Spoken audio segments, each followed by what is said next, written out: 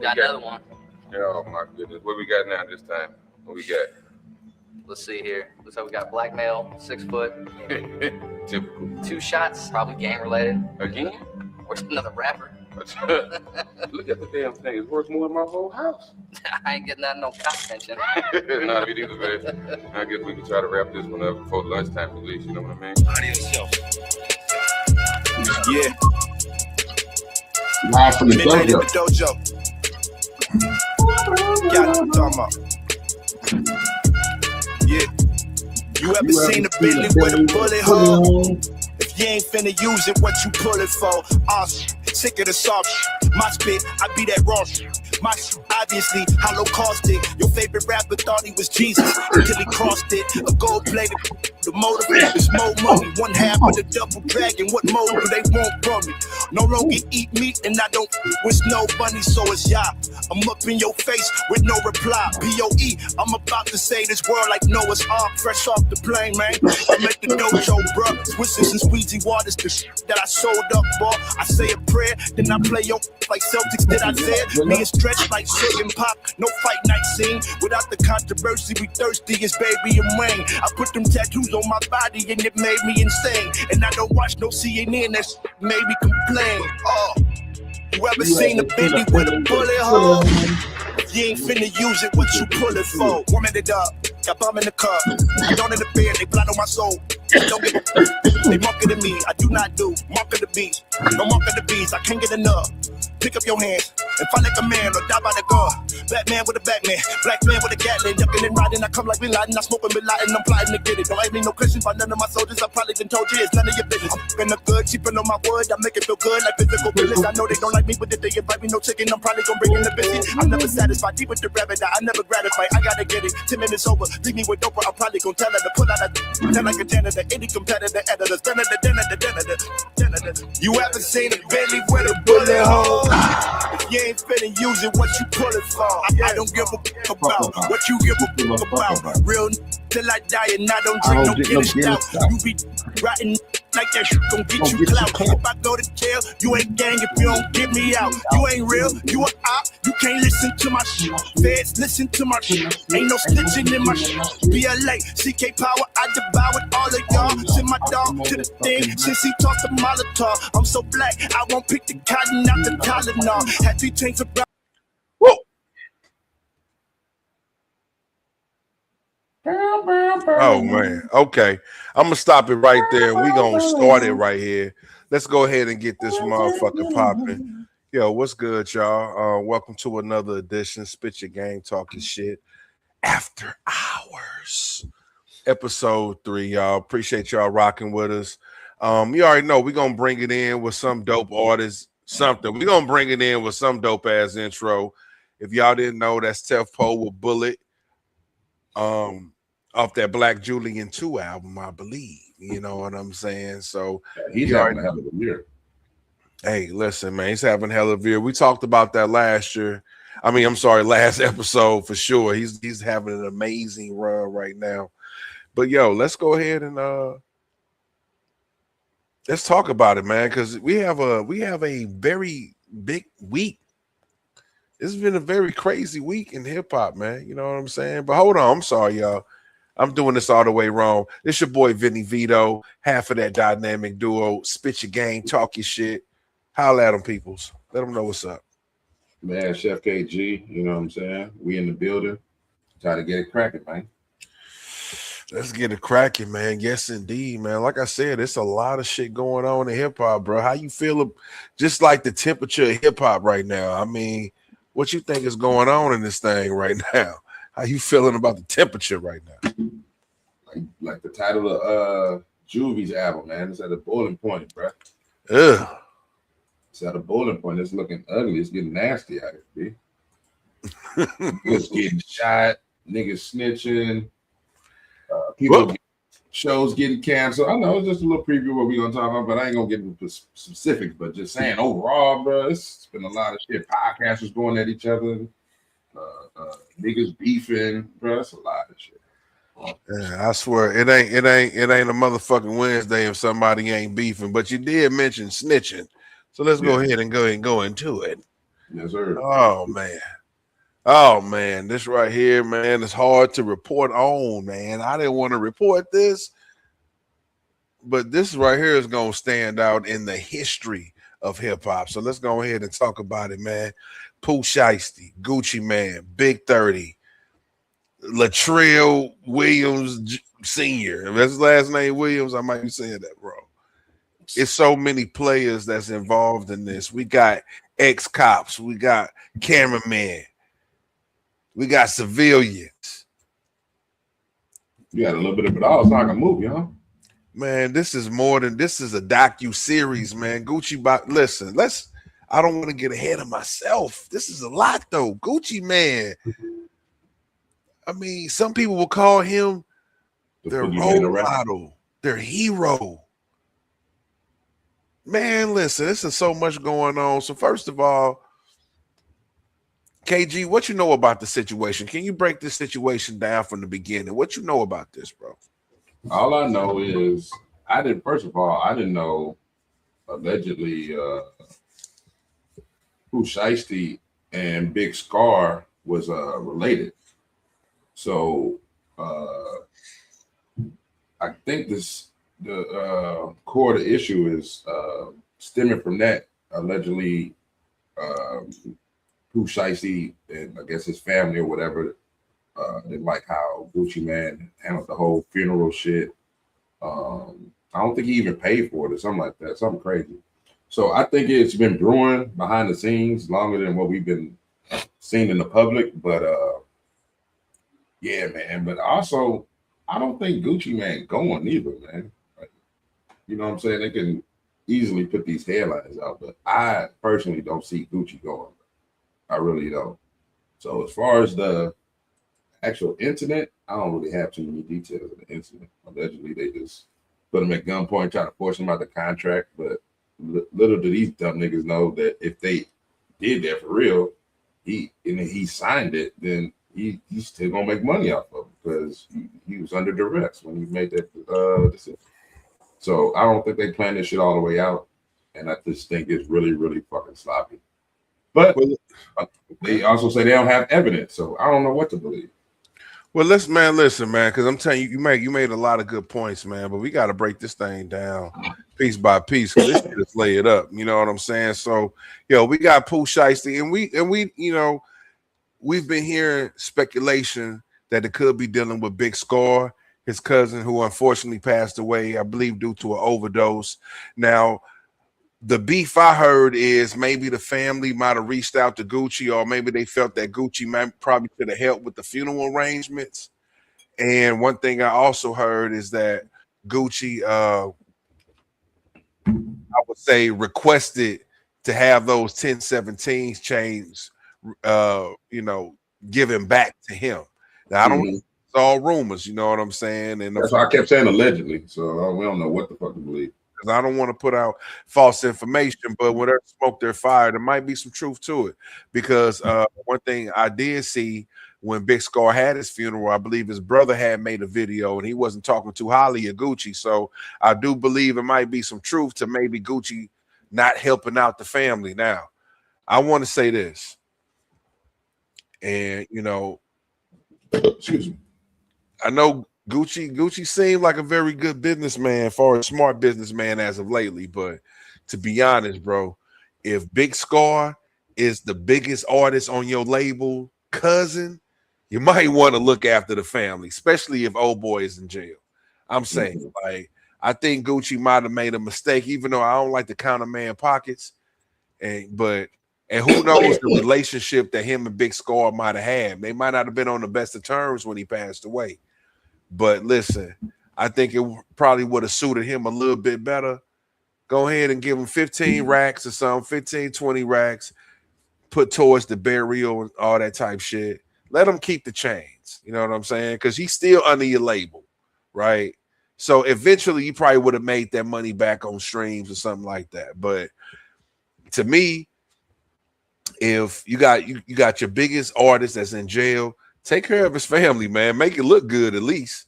You know what I'm saying? But like I say, I can't count his pocket. So that's one of the speculations. Another speculation is Pooh Shiesty was approached, I don't know, allegedly by Yo Gotti. Yo, go ahead and come to my label. I got a $10 million bag for you. I don't know how true that is. So that might have been, a little bit of a motivation. You know what I'm saying? That's a conflict of interest. Trying to steal a nigga off his label. Well, I mean, that's business though. True. But we gonna get into that. So we just getting into the things that might have caused this rift. You know what I mean? So we got Big Score. We got perhaps Yo Gotti had a deal on the table, and also from what I heard, allegedly, is that Gucci might have profited upwards of $20 million while Pooh Shiesty was locked down. You know what I'm saying? Perhaps Pooh Shiesty feel like, yo, I need a piece of that, bro. Like off of his name? Yeah, off of the streams and whatever comes with that. You know what I'm saying? During those 3 to 4 years he was locked up, they were saying he might have profited X amount of dollars. And old boy might feel entitled to that. Now, this is where the business comes in, the business aspect of it. Because if you feel like somebody has got that much money off your name, instead of allegedly coming up with the robbery plot, you just need to audit the business, man. This is what artists need to understand. You need to audit the business. If you feel like, yo, you're not getting your fair share, audit the business. This is shit that I think James Brown was one of the first guys to ever audit the record company he was under. Like, y'all niggas owe me some money. Fuck that. I'm about to take this the legal way on y'all niggas. So the foundation's been set, but I don't know. So let's get into it. This shit has got more. So we might have just, I don't know, perhaps broke down the why, but then we got the whole action itself, bro. This man straight up robbed Gucci Man, bro. What the fuck, dog? We talking about Mr. 1017. We talking about Mr. Smoking on Pookie Loke himself, bro. So I don't believe that, bro. That's the part I ain't believing, bro. I don't know, bro. I ain't going. That's just me. I ain't going, bro. I ain't believing Gucci this. I don't know. Because I don't think he would ever be caught lacking, bro. Not saying he had to kill a nigga, but I just feel like he ain't going. I mean, bro, where there's smoke, there's fire, bro. I definitely, at this point, bro, you got the feds involved. You got affidavits being took. I definitely think there was some foul play. I can't. Ain't some niggas locked up now? Like Big 30? Yeah, everybody, it seems like all the players, even the extra guys, because sometimes you got to have your extras out there. He had his extras out there. They all locked up too. Because I heard there's like 9 people involved in this shit. So, yeah, everybody locked up. That's a terrible situation because I watched the Big Facts interview, and I mean, people could be lying. Not saying Gucci was, but just saying.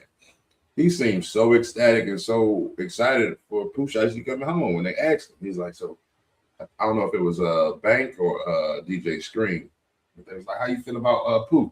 He's like, man, we put the house behind him. We bet the bank on him. You know what I'm saying? Yeah. Blah. So he was talking really highly of him, and then you fast forward, he get out, and then this shit. So it's just like you don't know what to actually believe, my nigga, for real. I mean, there's a lot of shit behind the scenes that we truly or will never ever know, but just what's put out in this media right now, that I don't know. That shit wild. That shit wild. Man, this shit wild, bro. And to me, man, it kind of put a bad mark on hip hop because, I'm hoping this ain't influencing the young guys to be like, yo, fuck it, I'm trying to get out of it. Yo, this nigga went Suge Knight on this nigga. You understand? This nigga went Ice Cube, nigga. He ain't go label off. Yeah. You come up and label some shit like, yo, master some shit up. That's true. But he really went Suge Knight because he had niggas signing contracts like Ice Cube just scared motherfuckers to give him the money that they owe. This nigga got niggas signing contracts, bro. That's like that Eazy-E type shit. You know what I'm saying? That's where I can kind of relate it to when Eazy-E went up against Suge Knight and Suge Knight, you know, pressed him to sign the contract. I don't know if I sent you that pic, but Vlad had a statement about that. He was basically saying, I'm a paraphrase, but he was basically saying what you just said. Allegedly, Suge Knight made or tried to get Eazy-E to sign over Death Row, or I think it was Death Row or Ruthless or whatever the situation was. And I don't think he did it right away. And that's where those famous lyrics came from on Dre Day, where he's like, Dre Day only made Eazy's payday because he was still getting paid off of Dre, you know what I'm saying? While he was still at Death Row and shit. But I don't know, man.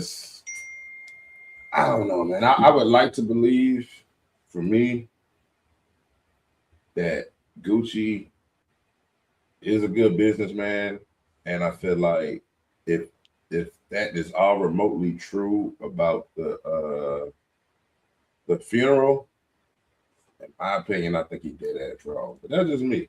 But trying to get the chains back, that's kind of petty. And then that's kind of like throwing salt in the wound. Like, we already lost our people. Now you want the chains back?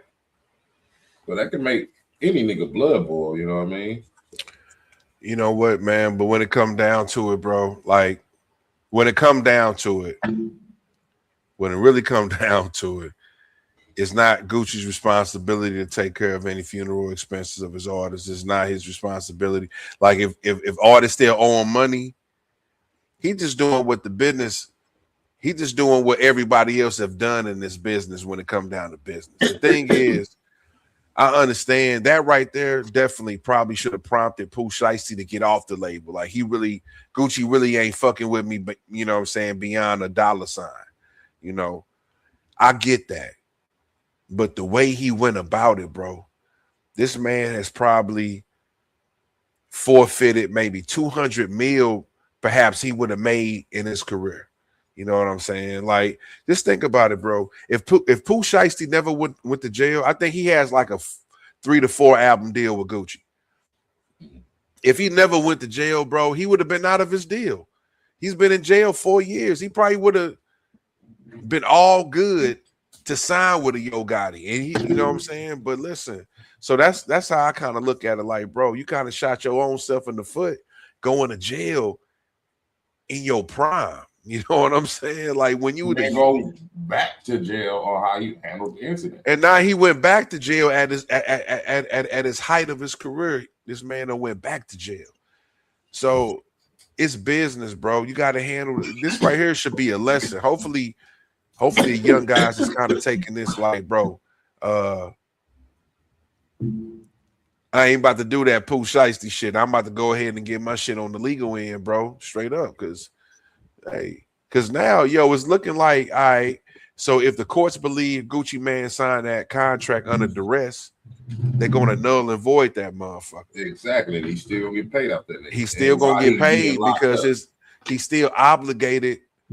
The thing is, Gucci can have him in a pigeonhole. You know what I'm saying? He's still obligated to do 3 to 4 albums, right?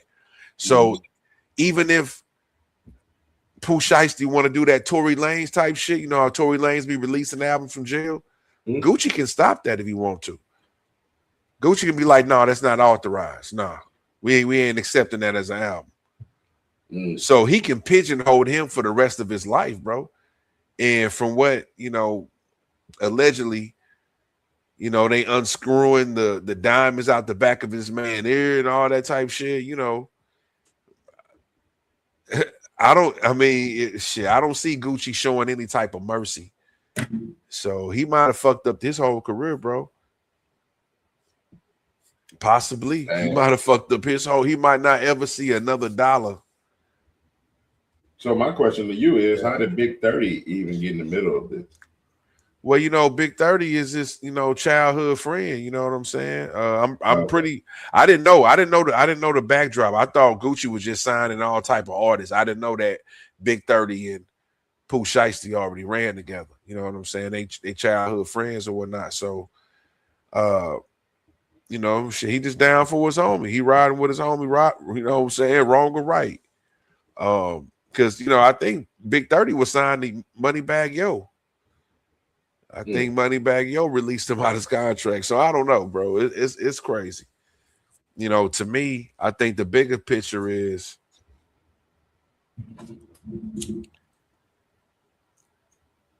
it's pretty much, nigga, what's your limits? You know what I'm saying? This man done got his family wrapped up in this shit, childhood friends wrapped up in this shit. For what? You know what I'm saying? So I don't know, bro. It's just it's a whole crazy situation. And on top of that, you got Gucci people calling Gucci a rat now, bro. We ain't even talk about that. Let's get into that. Because we got Gucci allegedly, not even allegedly, shit. The affidavit shows Gucci making a statement identifying Pooh Shiesty, Big 30, and Pooh Shiesty's father, you know what I'm saying, in the room with him. So this the $1 million question right here. Is Gucci a rat? Let me ask you like that.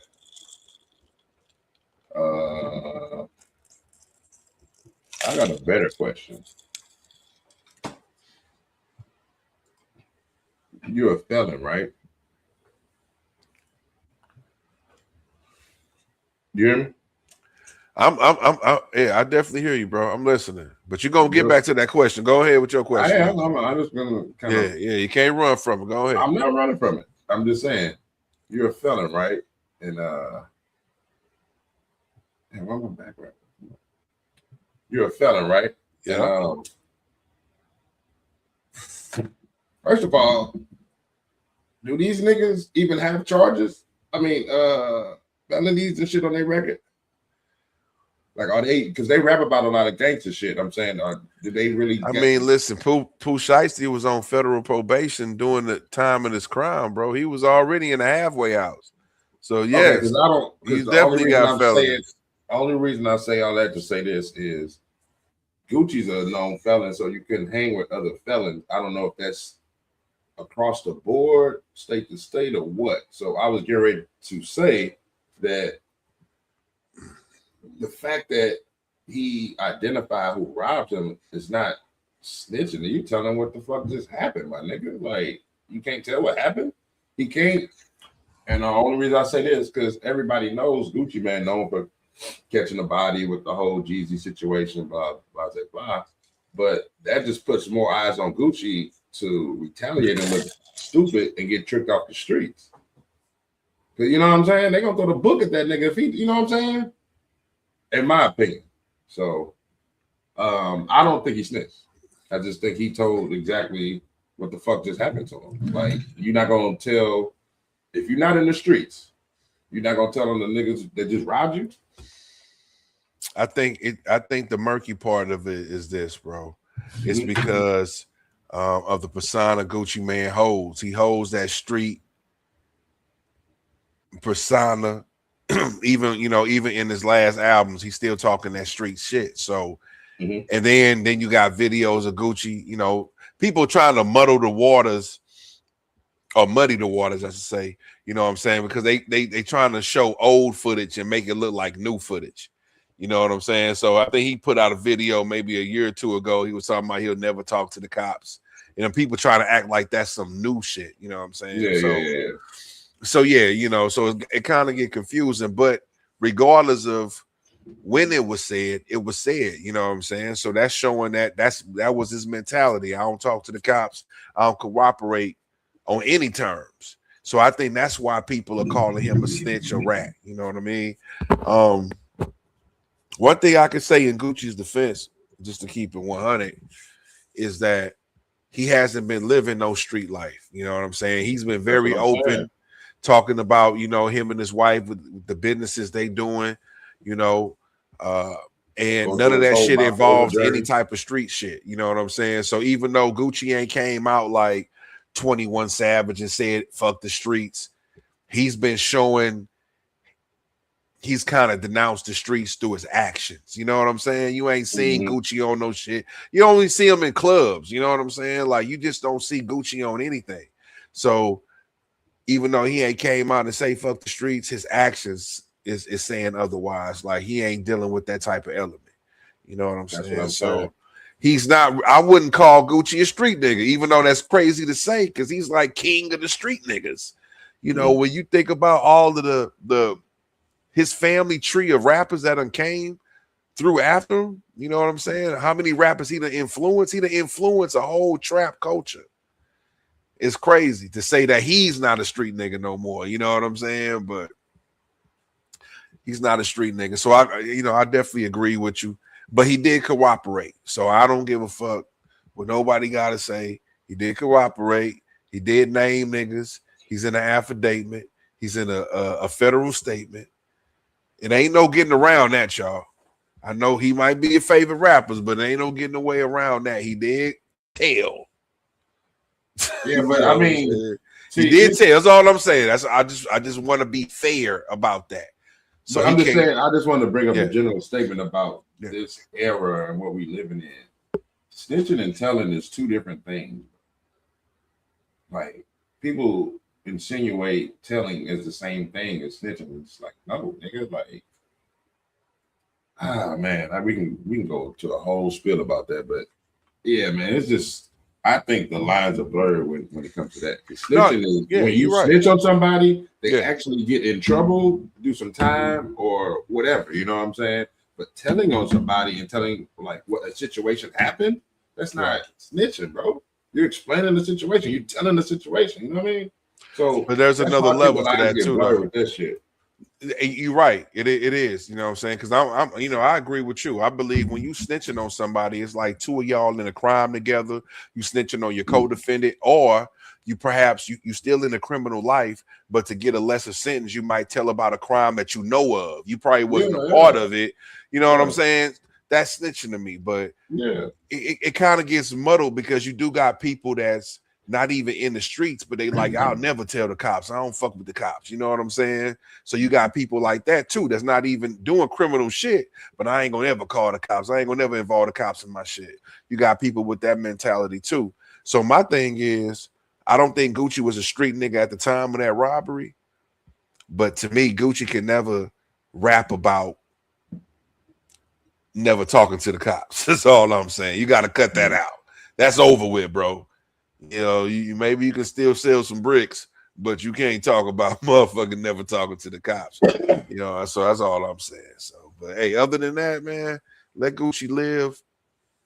And, you know, I know we've been talking about this for a minute, damn near 30 minutes, but there was a quote. I don't know who said it, but the dude was like, this kind of paraphrasing. He was like, we getting mad at Gucci, but what about the nigga that lured him there and set him up, robbed him, videotaped him, violated him, and we more mad at Gucci?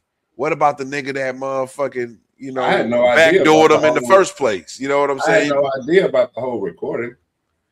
Well, allegedly, let's say to put that out there, bro. I'm glad you said allegedly. There was a video of Gucci signing the contracts. Perhaps they wanted to use that as video proof of Gucci actually signing the contracts, and it wasn't nobody else.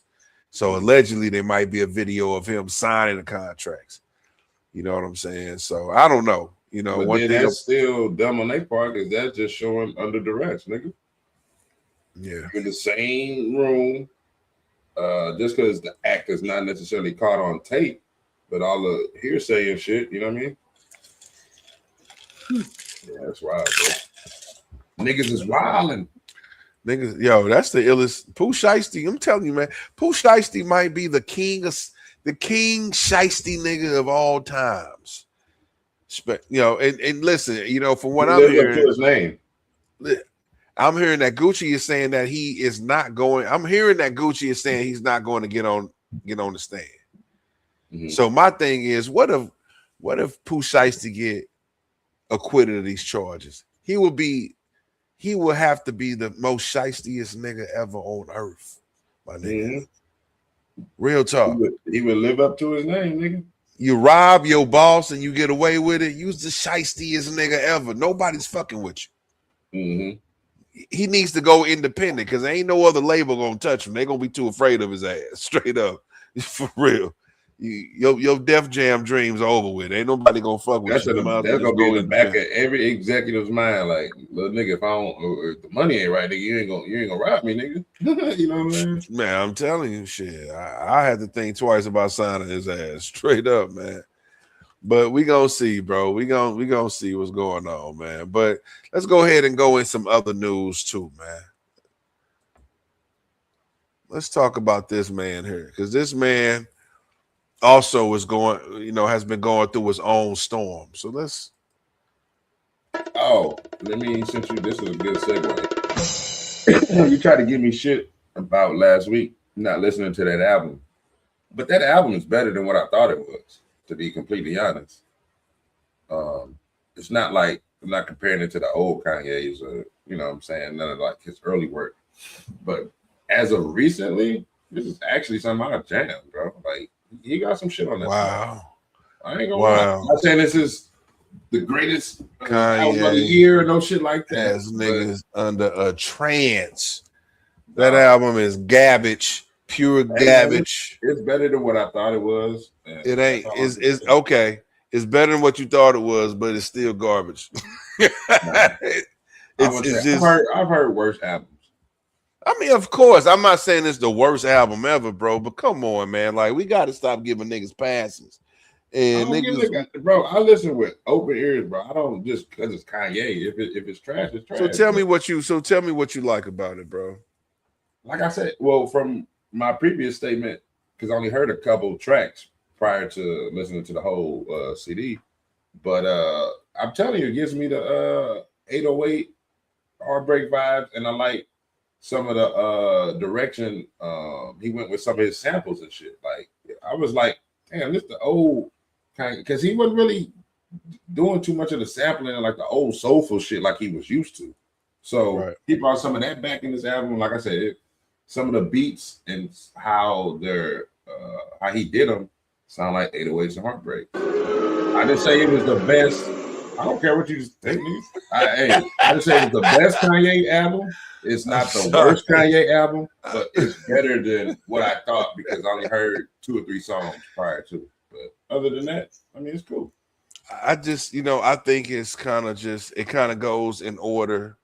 I think his last album probably might have been a little bit better than this one. It's not like I explained last week, man, and we're gonna get into more what this poster is talking about, but this not what Kanye shines at, man. I want him to get back to going to that feel good music. That's where he shines at, or music with a message. This emo rap, emotional rap, depressed shit. I'm just, he's a genius sonically, but even the beats, this shit sound old, bro. It don't sound like something he just created. It sounds like some older shit he might have refurbished or something, bro. It's just, I don't know. It's just, this is garbage, man. I ain't gonna lie, bro. And I hate to say that about Kanye, but bro, this is garbage. I think I do think a few songs might grow on me, but this album here, bro, this ain't it, man. But let's get into this let's get into the positive sides of it, right? Because what we looking here is they tried to cancel Ye. You know what I'm saying? So he took his concert independent, and this man that made $33 million in 2 concerts in 1 week. Now you can't deny numbers right there. People want to see Kanye, maybe not necessarily for this particular album, but they just want to see Kanye. What you got to say about this feat right here, man? Is this officially mean he is no longer canceled?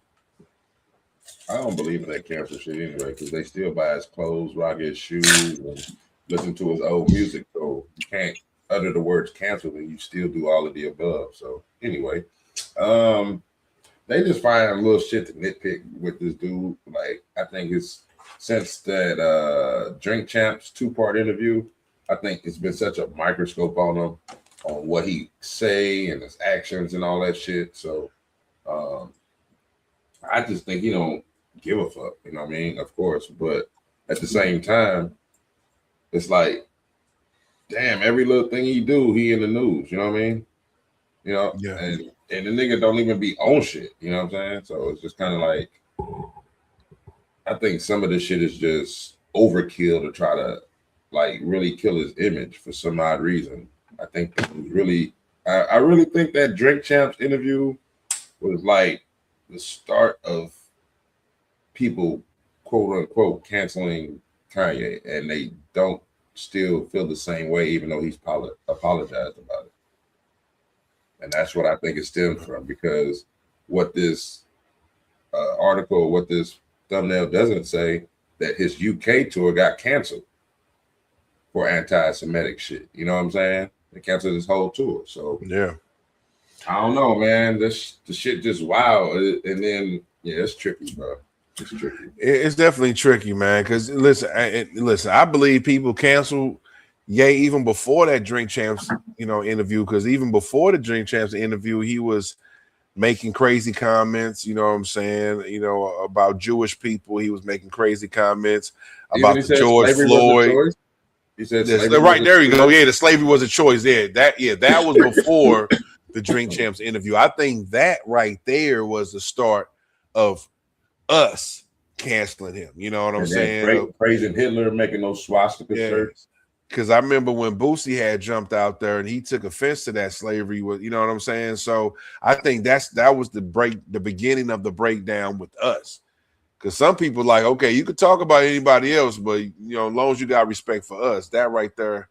I knew what he meant, but it just was just so short-sighted on how he delivered it.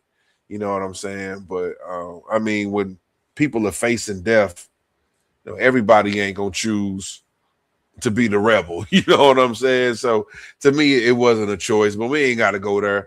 But I believe that was the genesis of it, though. You know what I'm saying? When he kind of stepped out. And then once he did the Drink Champs interview, like he said, that's when he started name dropping everybody he had issues with.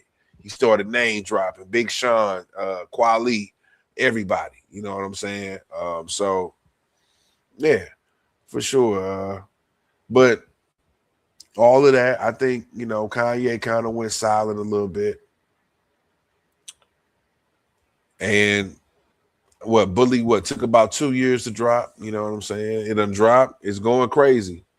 That's one thing I can't deny.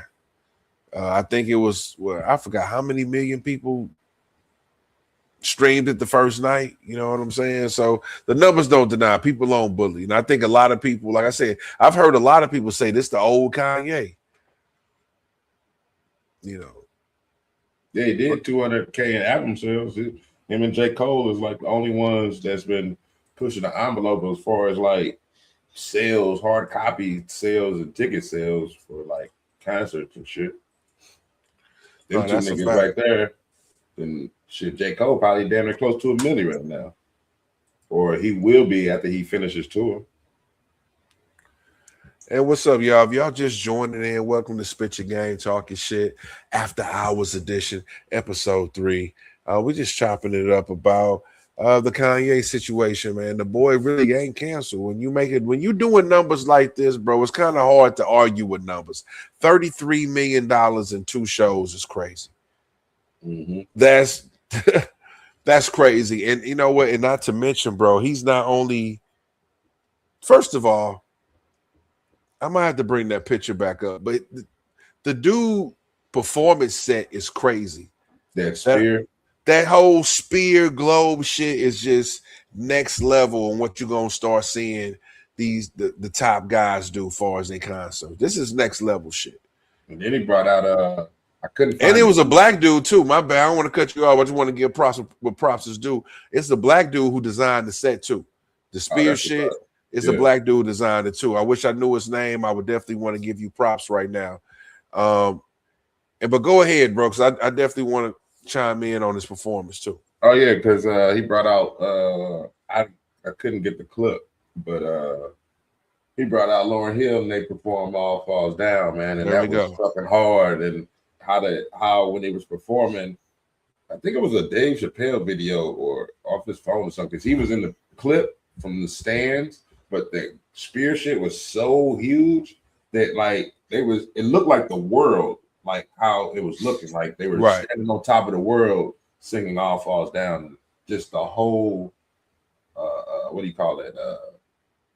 Just the whole ambiance of it. Just like I know the energy was through the fucking roof in the building, especially Lauryn Hill showing up and actually performing. Come on, bro. No, that's I think what people That's got. iconic. Yeah, I think what people got in that audience was nothing short of legendary. You know, first of all, that was a surprise guest. You didn't even know she was coming out to sing that song. To be able to get, you know, because we all know the negative stigmas about Lauryn Hill. She comes out late, you know what I'm saying, yada yada yada. So for people to be able to get a on time Lauryn is crazy. To get an on-time Lauryn is crazy in itself. And then she come out singing All Falls Down and sounded like the song should have been hers from the jump, man. Hey, man, it was beautiful. It was beautiful. Shout out to Selena Johnson, too, because she did her thing on that. I don't want to take nothing away from Selena, but, you know, Lauryn Hill, she come through. She put that miseducation magic on that motherfucker. And she pumped out something crazy. So shout out to the audience because they got something that they got a once in a lifetime situation, bro. You feel what I'm saying? Like that can never be duplicated now, bro. Even if they did it tomorrow, it won't be the same. You probably won't even to get Lauryn and Kanye the way they schedules are to get both people in the same building at the same. Come on, man. That's legendary, man. So I don't give a fuck how much you pay for those tickets. It was worth it to see that. But so yeah, Kanye is definitely, man. This is very well calculated. But like you say, they, you know, UK try to. I believe he can still perform. Or what? From what I seen, I saw where they was like, listen, we will forgive you, Kanye, but we would ask that you not perform in this year's. Come back next year, you'll get our full blessings. Because you saw a lot of the sponsors was pulling out. Pepsi. It goes on and on. Everybody who was pulling out, and they like, yo, the Jewish community, I want to say, I don't want to say that wrong, but they like, yo, listen, let's have a sit down, let's talk about it. But we would just rather for you not to perform this year. You know what I'm saying? So, but from what I was hearing, you know, he's still the headliner. It's just not going to have a lot of those sponsors. I don't know if that means a lot to these people or not, but you drawing in $33 million in 2 nights, I don't know. I don't think you might not need any sponsors for Kanye. Shit. You know what I'm saying? I kind of see where those sponsors may pay for shit. You know what I'm saying? A lot of shit. Hell yeah. May pay for their experience, may pay for production, may pay for the lights, may pay for audio. You know what I'm saying? So that's where that money will probably get utilized. That's facts too. Yeah, you're right about that. Cups, napkins, all type of shit. You know what I'm saying? Everything that might be, you know. Yeah, you know, they get that nigga a budget and, you know, he do what he do. So that might take away from the actual performance aspect, even though he can still perform.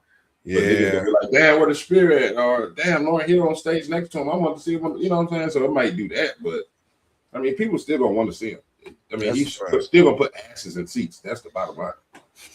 No, that's a fact, bro. That's a fact. Yeah. So those damn sponsorship dollars mean a lot. So he might not be able to, you know, go ahead and perform. They might cancel him this year. But listen, I think he has to understand that, you know, you have freedom of speech, but you don't have freedom of consequence. You know, when you say shit, you might have to pay for that.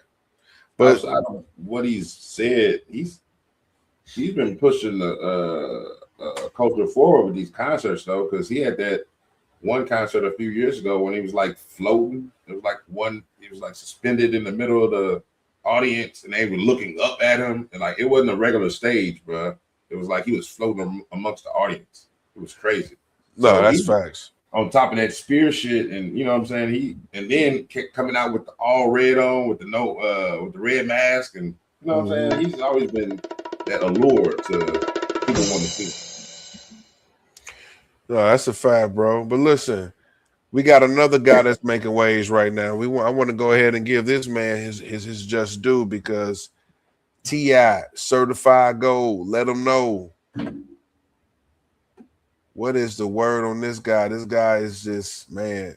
You know what? I like to see the OGs selling records like this. I think it's always be like this. But unfortunately, we don't see all the older guys chart like this. You know what I'm saying? But I think it's well deserved. T.I. has always put a lot of passion in his pen. You know, he always try to give us the best music possible. So I don't mind what a brother like this is having success with this, man. And let him know is a badass track. For some reason, bro, the older crowd is really loving this shit. I'm talking about the older crowd. I'm talking about 60s, 70s. They get down when this shit come up. You would think James Brown out there. Bro, it just reinvigorated us, bro. It gave us something that we didn't know we needed, nigga. Like, that's for us, nigga. That's not for the YNs. Even though they can turn up to it, that is not dedicated to them, nigga. That is dedicated for us, nigga. You know what I'm saying? That's like our version of Will Smith Summertime.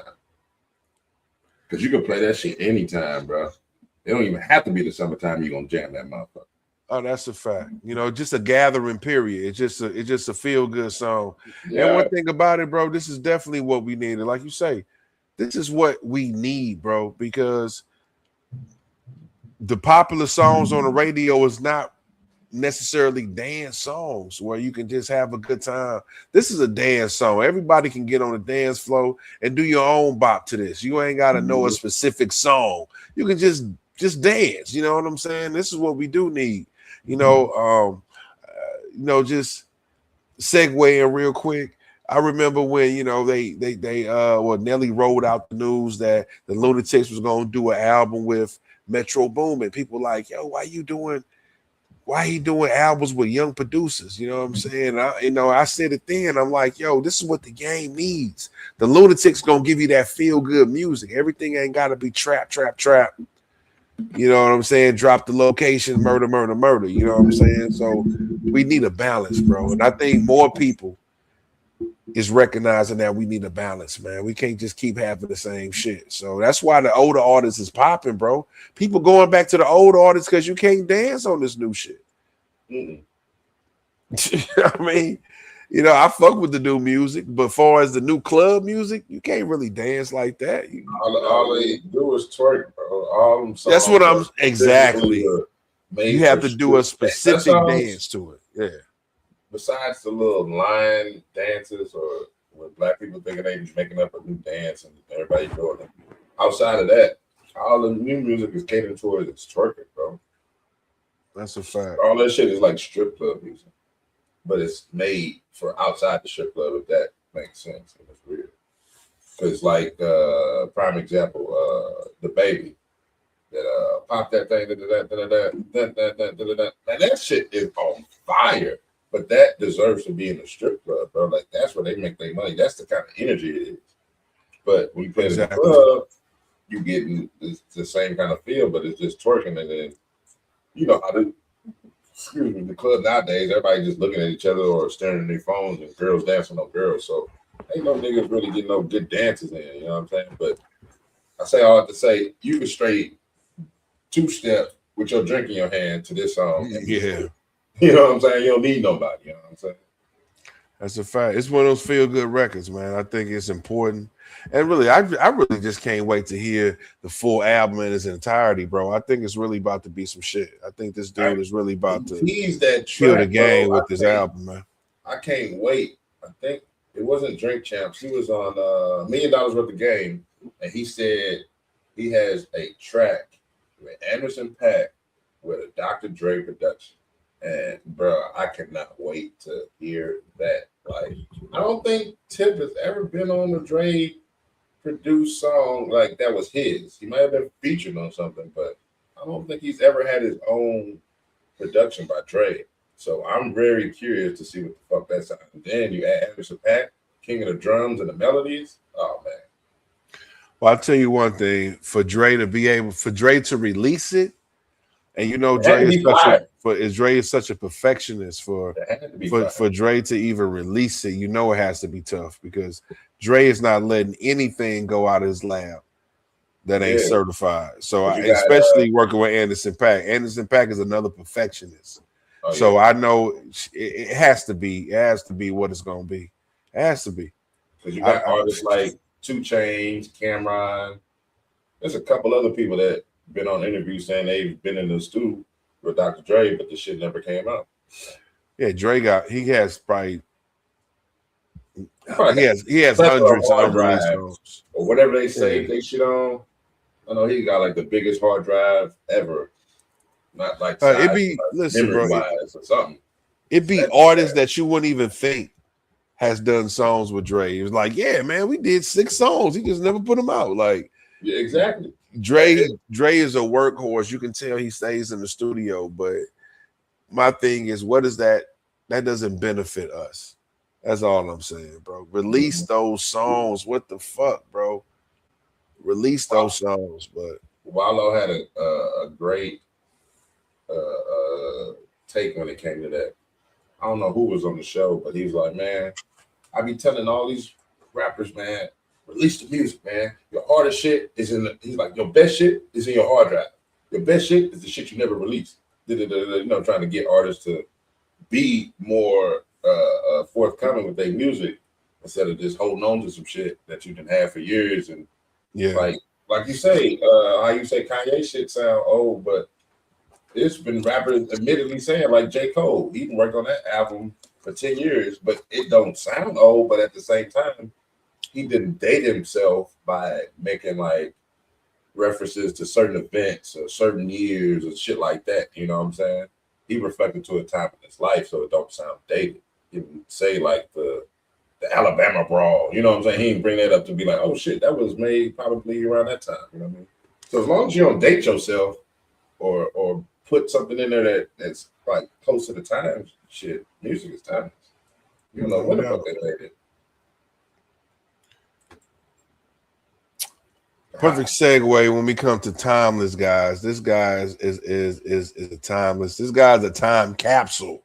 Did you get that video?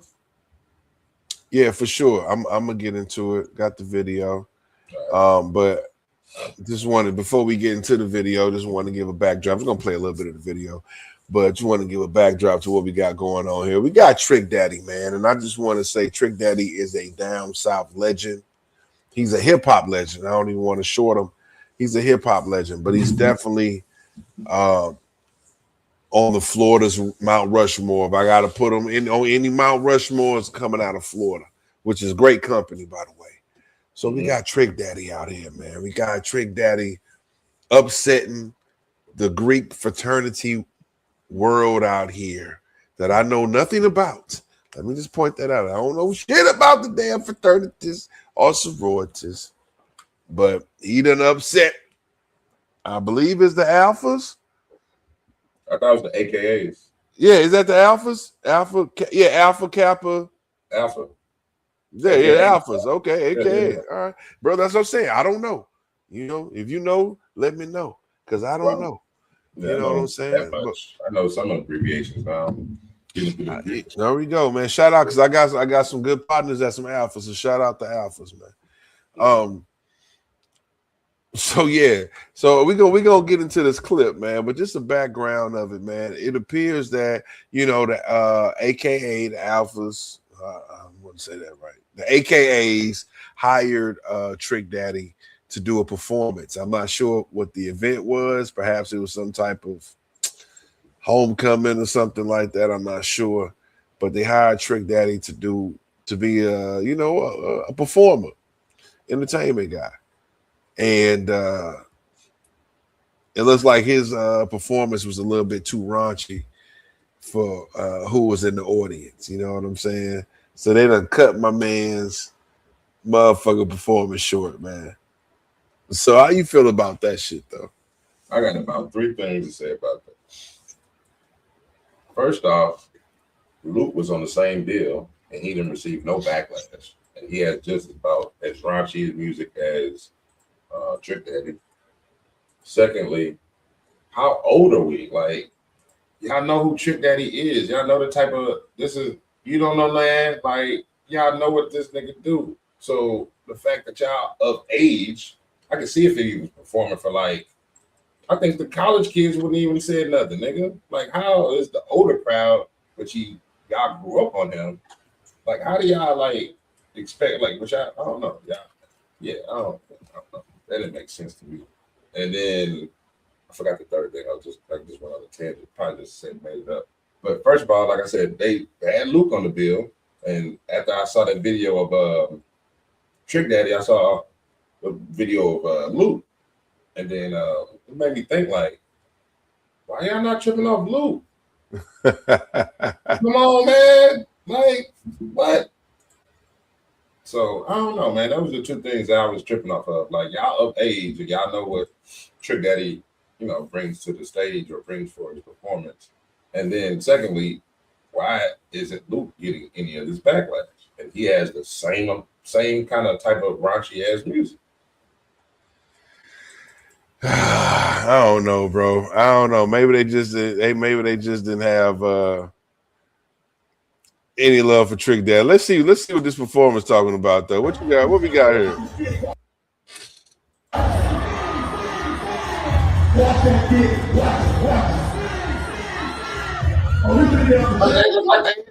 So it's like, what are we doing?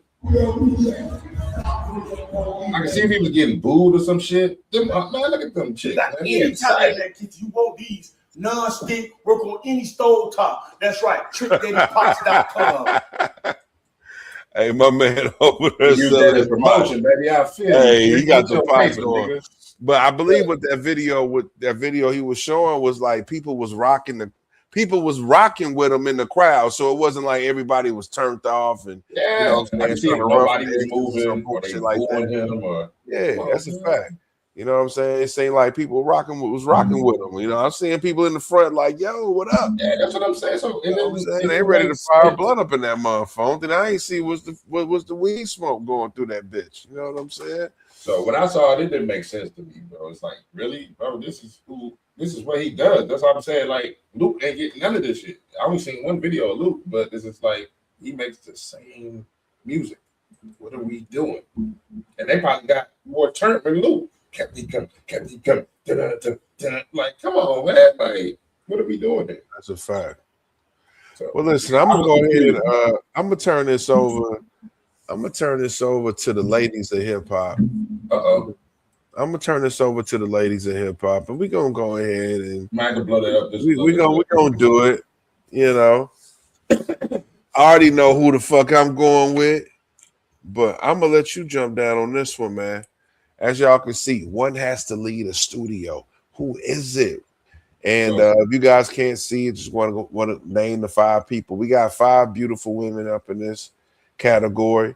We got Nicki Minaj, we got Cardi B, Megan Thee Stallion, Lotto, and Glorilla. One has to lead the studio. One person can't be a part of this song. Who the fuck is gonna be? Since you were so quick with it, you go ahead. Drop me the sit. I'm taking Megan out. Really? That's a fact. But are you serious? As a heart attack. Oh my God. That's a fact. You asking me? Yeah, I mean, yeah. I'm taking Megan out. And purely, and see, my answer is not, see, I'm a purist. My answer is not based on any album sales. I can give a fuck about what your biggest song is. Yeah. My answer is based on who I think raps the best. So when it comes down to it, it comes down to all these other women, Nicki, Cardi, Lotto, Glorilla. To me, they have way better deliveries than Megan Thee Stallion. You know what I'm saying? Like, Megan to me has like a wild girl delivery, and it kind of has like a little bit of influence of Nicki. I can hear that Nicki kind of wild. You know how Nicki be going wild too. But yeah, I just, like Cardi B, I think Cardi B has a dope ass delivery. Straight up, you know what I'm saying? I might not rock with all the songs type of like, the song content, what she talk about. But far as how she delivers that shit, she has a great cadence. She got a great tempo. Lotto was another one. She got great tempo. She has a great voice. You know what I'm saying? Glorilla, she stands out. She has that. She sounds like I-20. I mean, she just has a different delivery. So if I wanted to record with somebody and had to take somebody out, yeah, I got to take Megan out, man. I think Megan has the least of my favorite deliveries out of all these women here. Okay. To keep it a buck, they should have took Glorilla and Lotto out and put Cash Doll and maybe Shauna right there. And I think it would have been a much harder decision. But since we got what we got. Sure, I mean, far as what? Like, shit, Megan's still gone. No, I'm not saying for you personally. I'm just saying just a general statement. Because I don't think Lotto and Glorilla have been in the game as long as the other three. See, it ain't about that, though. It ain't about being in the game. That's how I'm just. It ain't about being in the game. It's about, I'm just saying, you can make it however you want to make it to. But just me first look, I'm thinking like the first three been in the game longer than the last two. So that's just me. But yeah, I'm just thinking. It's not my criteria how long you've been in the game. Bro. About who spit it. Probably got a difference of opinion, my G. But I'm taking Lotto out. For me. Okay. Because I think Megan's flow is killing her, bro. Like that's why I was like, really? You taking Megan out, nigga?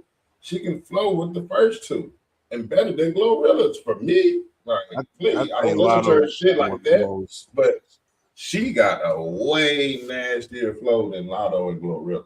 But I kept Glorilla because there's something about her. She just like, I don't know, it's just she different. She different, man. And that's one thing. And for me, that's one thing about Lotto. Lotto was different for me when I listen to Lotto's flow, because she reminds me of like how LaKim was. LaKim was sexy, but she was aggressive at the same time with it.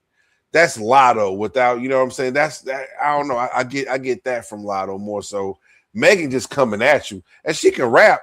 You know what I'm saying? Ain't no way, shape, or form am I saying that Megan can't rap. I'm just coming down like if I want to record somebody, this is probably the voice I would probably want to have on my song more so than Megan. But I'm gonna give Megan all the props though. But I was talking about people who can rap, man. I don't know. I go down to the rap. Nigga, I don't give a fuck about how many. I don't give a fuck if you've been in the game 20 years. If a young buck come and they can rap better than you, they can rap better than you. It's just you can't. In my opinion, she can't.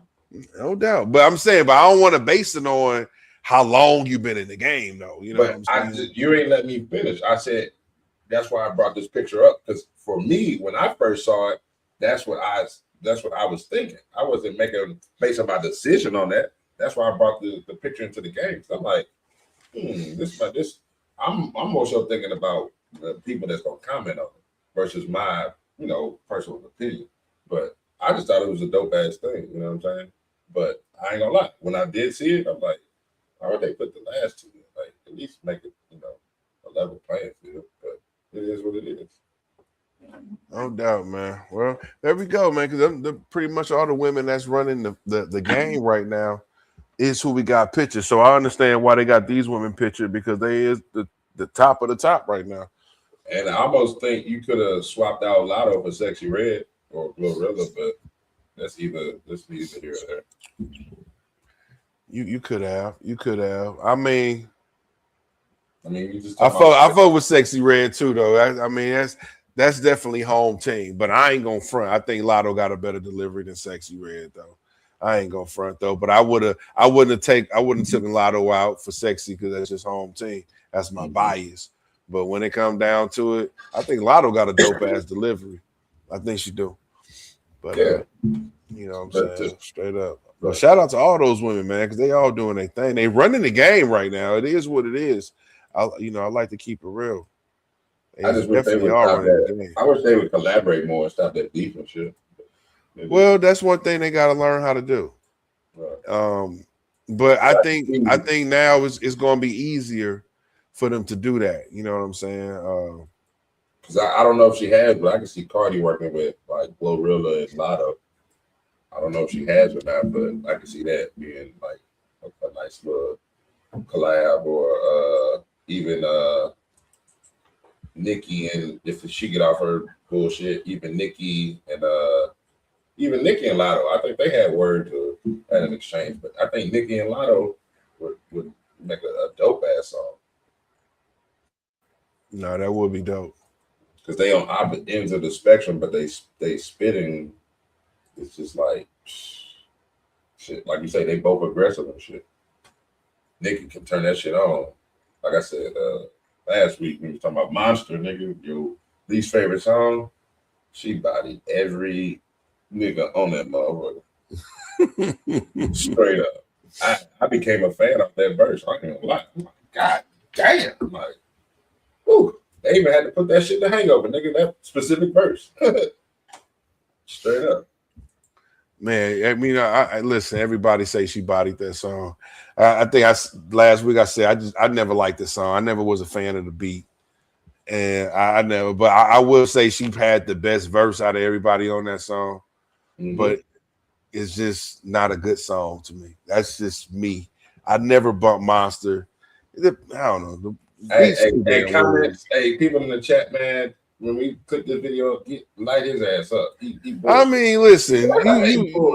How many people? I mean, listen. The motherfuckers in my circle, we wasn't bumping Monster, and that ain't saying much. But all I'm saying is there is a lot of people that wasn't bumping that song. So I don't even think it's gonna be people looking at me crazy. The song was cool. Well, for that type of lineup on that song, I would have had a way better beat. I'm just gonna keep it real. But that was Kanye's vision, and that's the evil genius he is. That's why he is who he is, because he takes those type of risks. And a lot of people love it, including yourself. You love that song. Me, I'm like, yeah, that song cool. I'm like, but I'm gonna switch it up, man. I want to go ahead and switch this up. I think I'm Big Meech. Larry Hoover. Let's talk about this. Flipping weight. Hallelujah. One nation. Can you hear this? You see it? Nah. I just see you the original. Right before you click on it. Hold on. Let me see. Let me get this right, y'all. I want y'all to be able to see this too. Oh shit. Let me not be remiss. Happy birthday to a real nigga. It's my birthday, ho. Yeah, 41 years around the motherfucking sun. Let's get it. 12:08. I'm going at 2:22.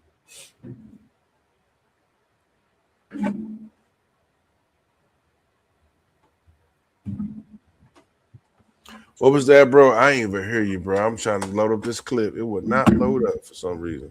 No, I said 12:08. It's my motherfucking birthday, nigga.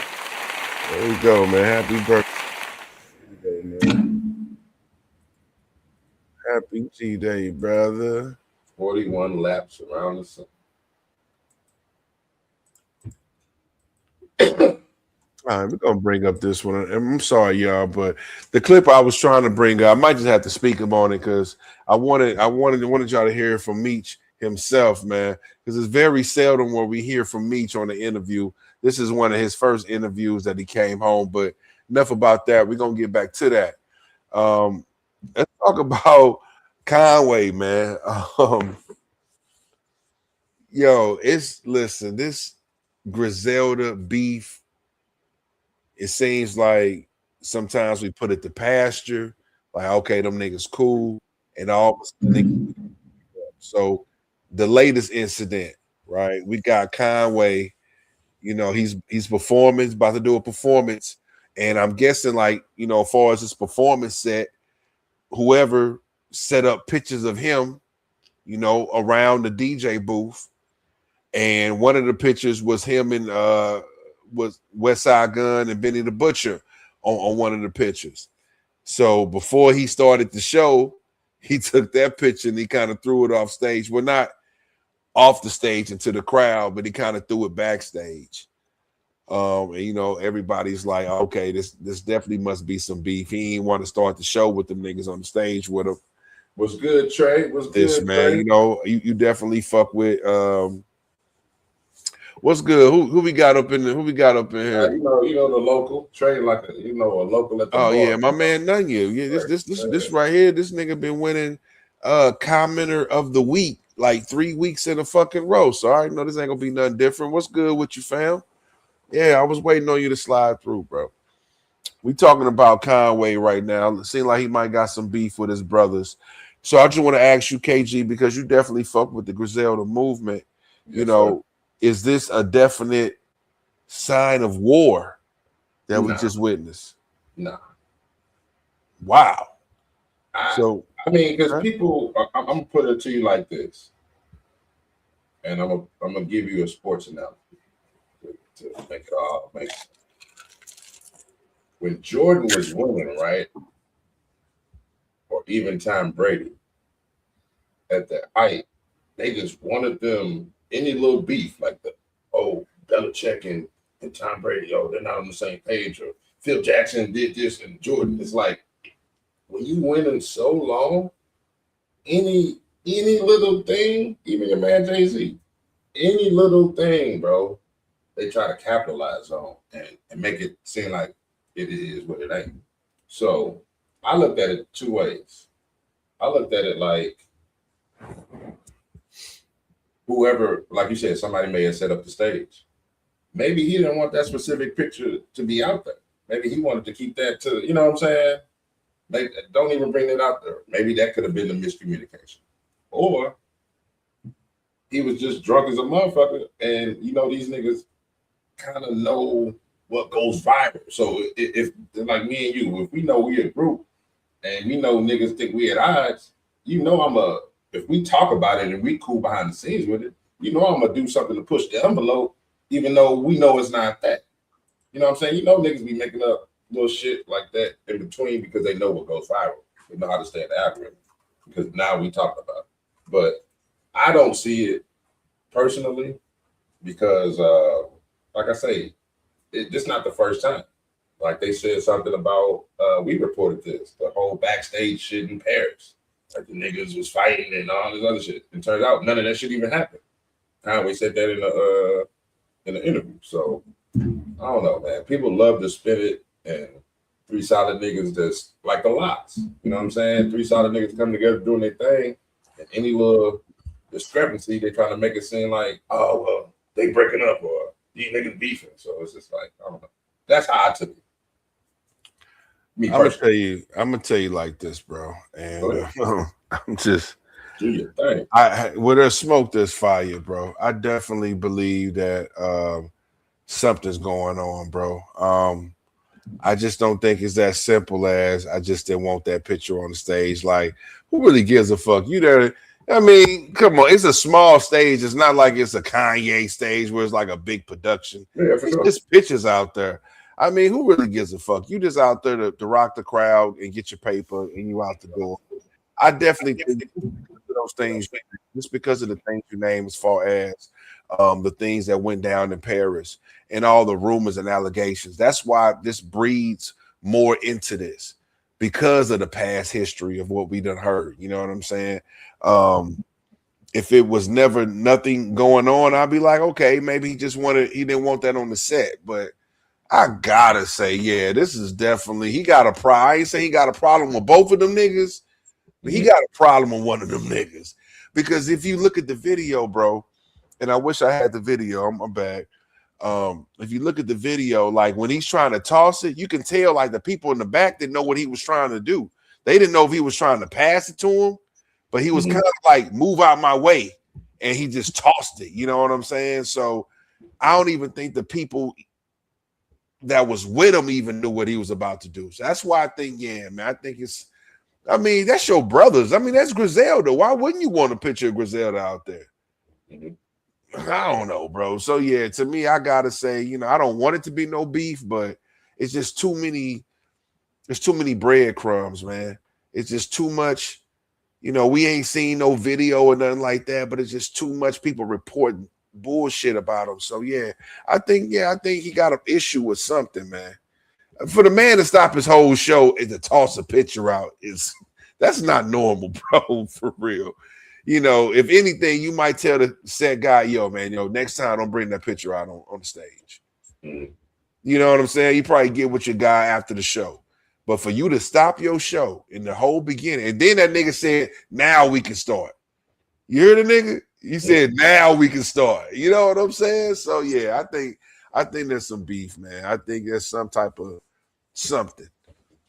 I You know, just think they use like it's crazy. Like, them niggas ain't gonna fight each other or something. Well, they might have to they might need a quick little bang off. You know what I'm saying? They might need to go ahead and just, throw a couple punches, get that shit off their chest.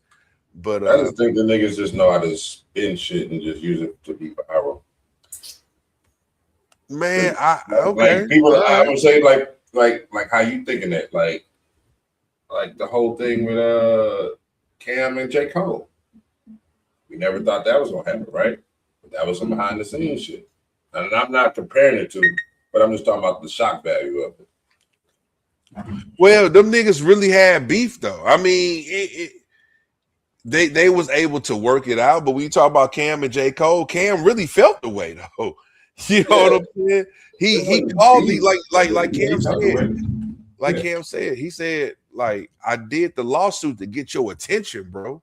Mm-hmm. Because every other avenue I was using wasn't working. So Cam felt the way. It wasn't like he did the lawsuit so they can just do this and come together and make the moment bigger. Yeah, I never said it was kumbaya. Right, you know what I'm saying? So I believe they're saying there was some smoke there. You know what I mean? My man, hold on, let me get to Nugget. He said them niggas ain't bros. They just got a contract. You're wrong right there, my guy. First of all, Westside Gun and Conway are blood brothers, and Benny the Butcher is their cousin. So they are like really related. So that's cap. But I don't think Westside Gun think he's bigger than the program. I just think he got a lot of shit on his plate, and whatever he might have been helping them with or guiding them with in the game on with the labels and how to do this and how to maneuver and shit. I don't think that guidance is there anymore because the man played so fucking cool. That's what I think on that part. You know what I'm saying? He got the fourth rope shit popping. His merch is popping. He'll fucking make an album or a verse in a day. Like, I don't know, man. Nigga different, bro. Making art and shit. Got the Saucony shoes. Like, nigga got a lot of shit popping. He don't even really rap for real. Like, you'll hear more Benny getting his BSF brand off or Conway getting drum work off before you hear from Westside for real. I think last year was the first time he dropped like shit. I think he dropped like 5 projects last year. That's a lot for him. So that's just me. You know what I'm saying? I could be wrong, but I know them niggas for a fact they're related though. Yeah, they are definitely related, and that's why it could be a little bit muddled. You know what I'm saying?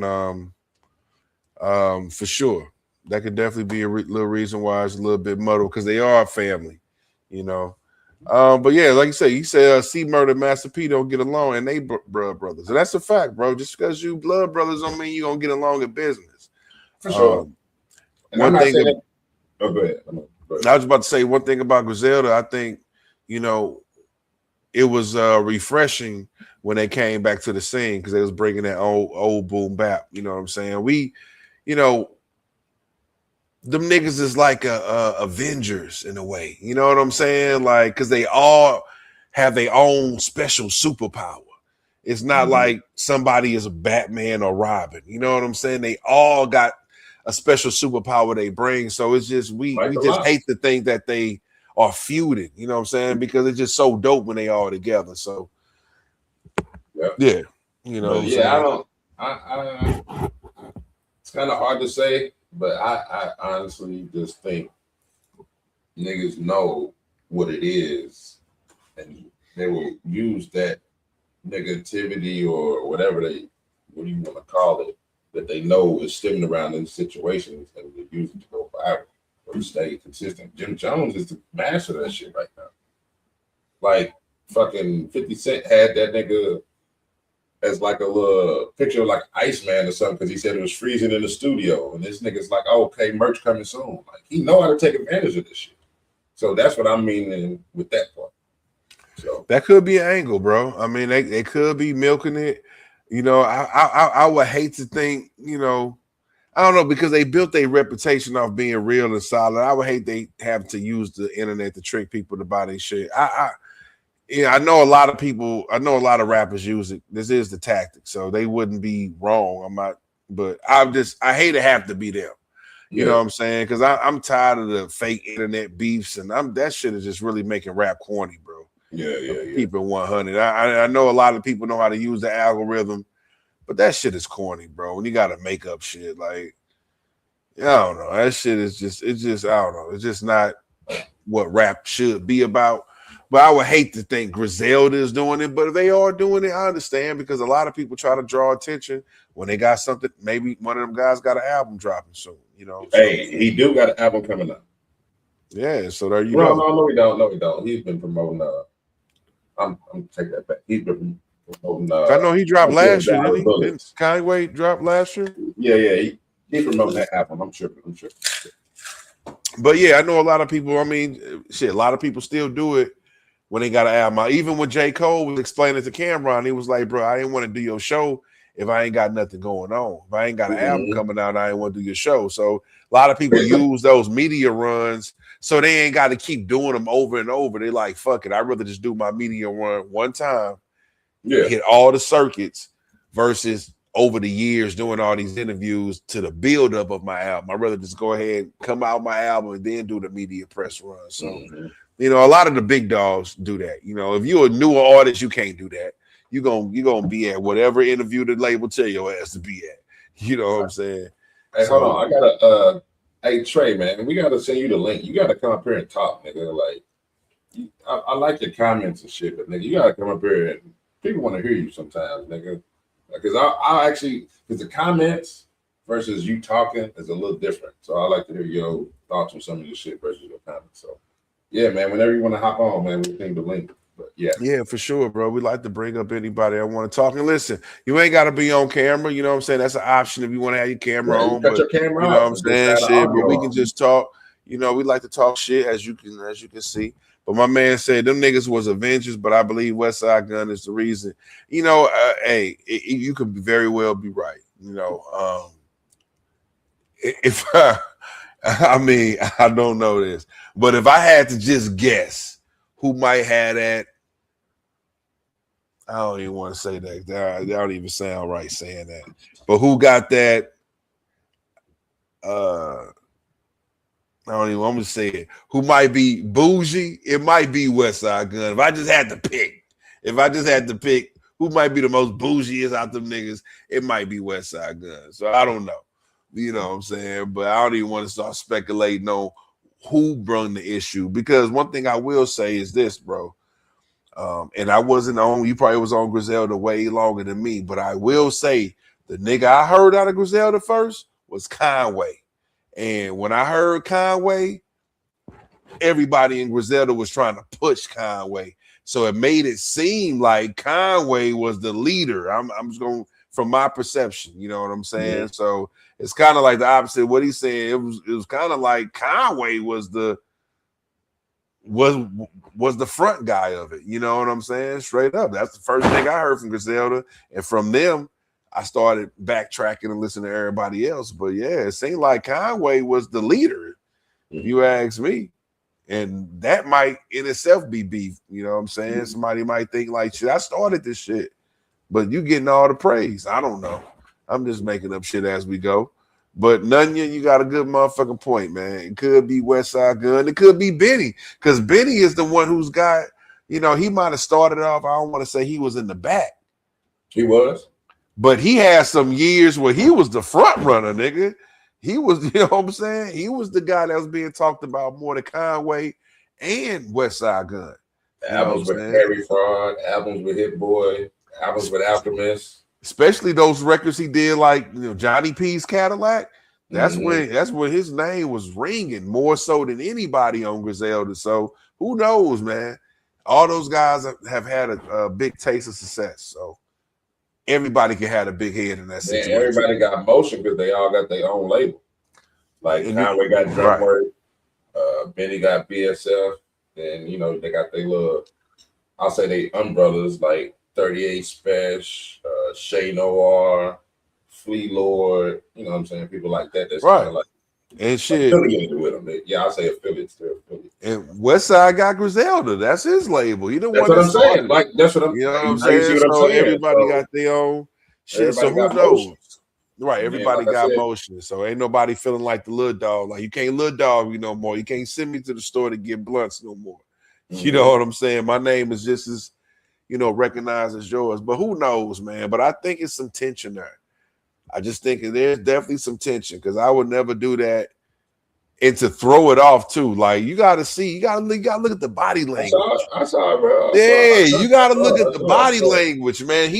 He taught. It wasn't like he was tossing it to somebody to lay it down. He was like telling them to move out the way, and he tossed that motherfucker like nobody's supposed to pick that up. That's the kind of toss it was. It was, what I'm saying, that type of toss. So I don't know, bro. Yeah, I don't know. But shout out to you guys if y'all just joining us. We are an hour and 26 in. I can't believe this because we got so much shit to go through. Hey, Trey said send the link. My man says send the link. I'm about to send you the link, Trey. Oh, now you can if you need to access it through your phone, you can access it through your phone. Or if you got you a laptop, you can go straight. Matter of fact, I had him on here before. I think it was sometime last year. 1 week he was off, or he was out of town. Okay. And I brought him. Yo, just put that. Let me see if you. Hopefully, you can copy that, man. If you can copy that link, bro. Yeah. If you can copy that link, that right there. And matter of fact, you do that. I'm gonna just take a quick 5-minute intermission. We're gonna get Nunya linked in, and then we're gonna run down some more topics because we already an hour and a half in. This is gonna be fun. This is gonna be a longer. It's gonna be a long episode. Fuck it. I already got my mind wrapped around because we got so much to go through, KG. We're not even at the tip of the iceberg. We got so much to go through. So damn, man, I should have brought me some drink. Shit. No, you don't need that, bro. You don't need that. Let the listen. Shot, man, for the B-Day. That's all I need. Oh well, yeah, you do need a B-Day shot. Let me take that back. You fucked up. You tripping, nigga. You should definitely got you a goddamn shot for the B-Day. I didn't know your B-Day was today. Shot would be cool. There you go. Matter of fact, Nunya, what I'm gonna do is I'm gonna wait to see if Nunya can get up in here real quick, and then after that, I'm gonna take the intermission. I just want to make sure Nunya is linked in. And this is gonna be great here because Nunya got a lot to motherfucking say. I ain't gonna lie, my nigga's very opinionated. The funny part is, I used to work with him and shit, and we used to have these same conversations at the job. So we would do a show, me and you. He'd make comment on it, but then when I go to work, it's kind of like part 2 of the show because he's like, I remember one day he was like, "Bro, you really feel that way about Swiss Beats?" I'm like, "Fucking right, nigga. Like, ain't no Swiss Beats." So, bro, yeah, we used to have plenty behind the scenes conversations about the show, about what I was saying. Like, man, you really feel like that? Like, nigga, yeah. Okay. Like, and then once I start running down my shit, he's like, all right. Yo, so basically, I ain't just a fan, dog. I grew up in this shit, bro. Like, I fucking love. Hey, well.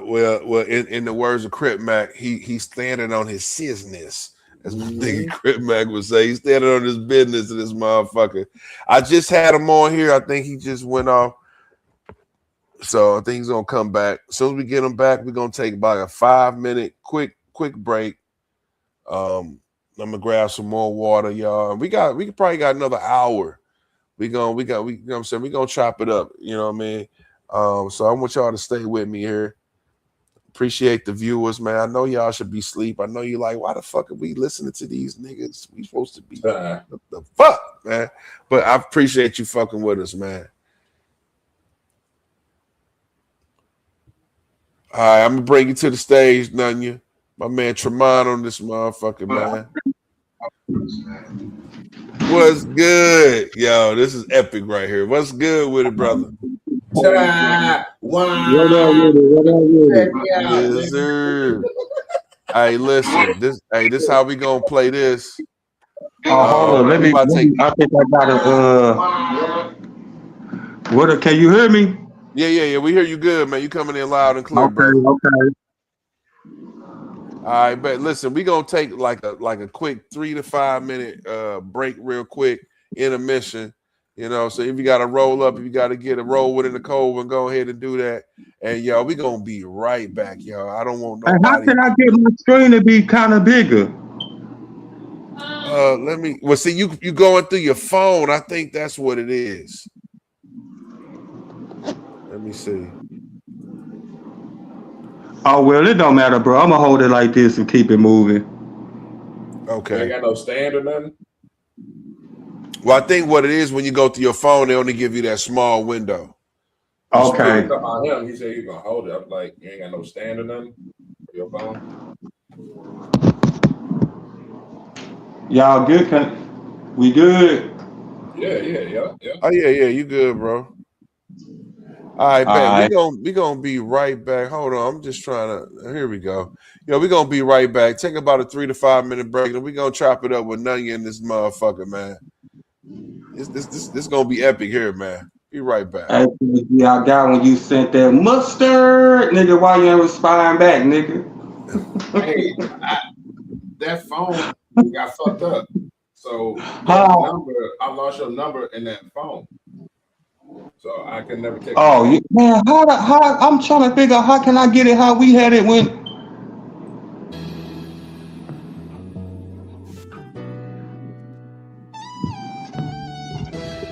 Can you hear me? Yeah.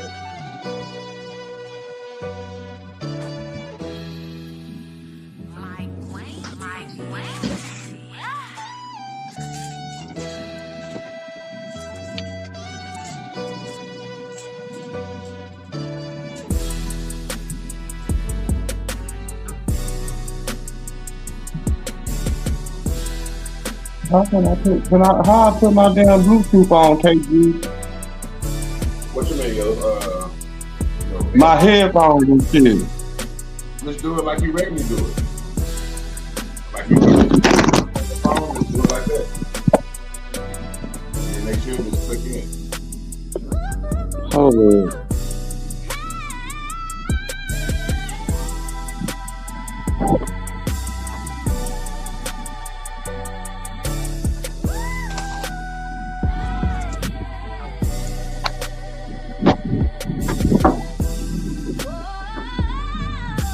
Hey, shut up.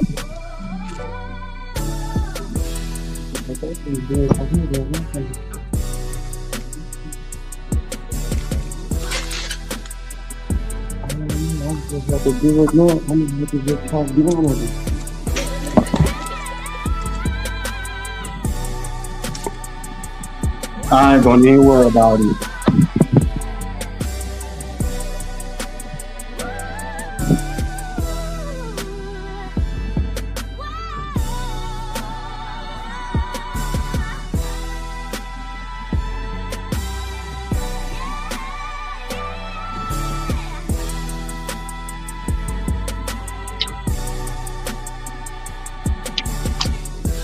Yo, boy, still up there? Yeah, we still here. Hold on 1 second. No, I was talking about KG. Oh, looks like he off camera for a second. Oh, okay.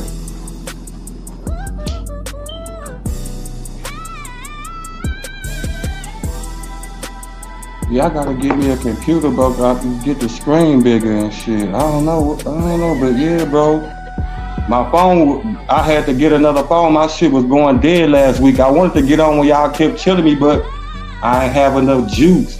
Now we gonna flame your ass up like Dowsing off Huh? So you know we gonna flame your ass up like Dowsing off the Street Fighter, nigga. You know what? My cousin would have loved for your ass to get on too, especially when you're talking about Nipsey. Bro, yeah, I know. You know your ass about that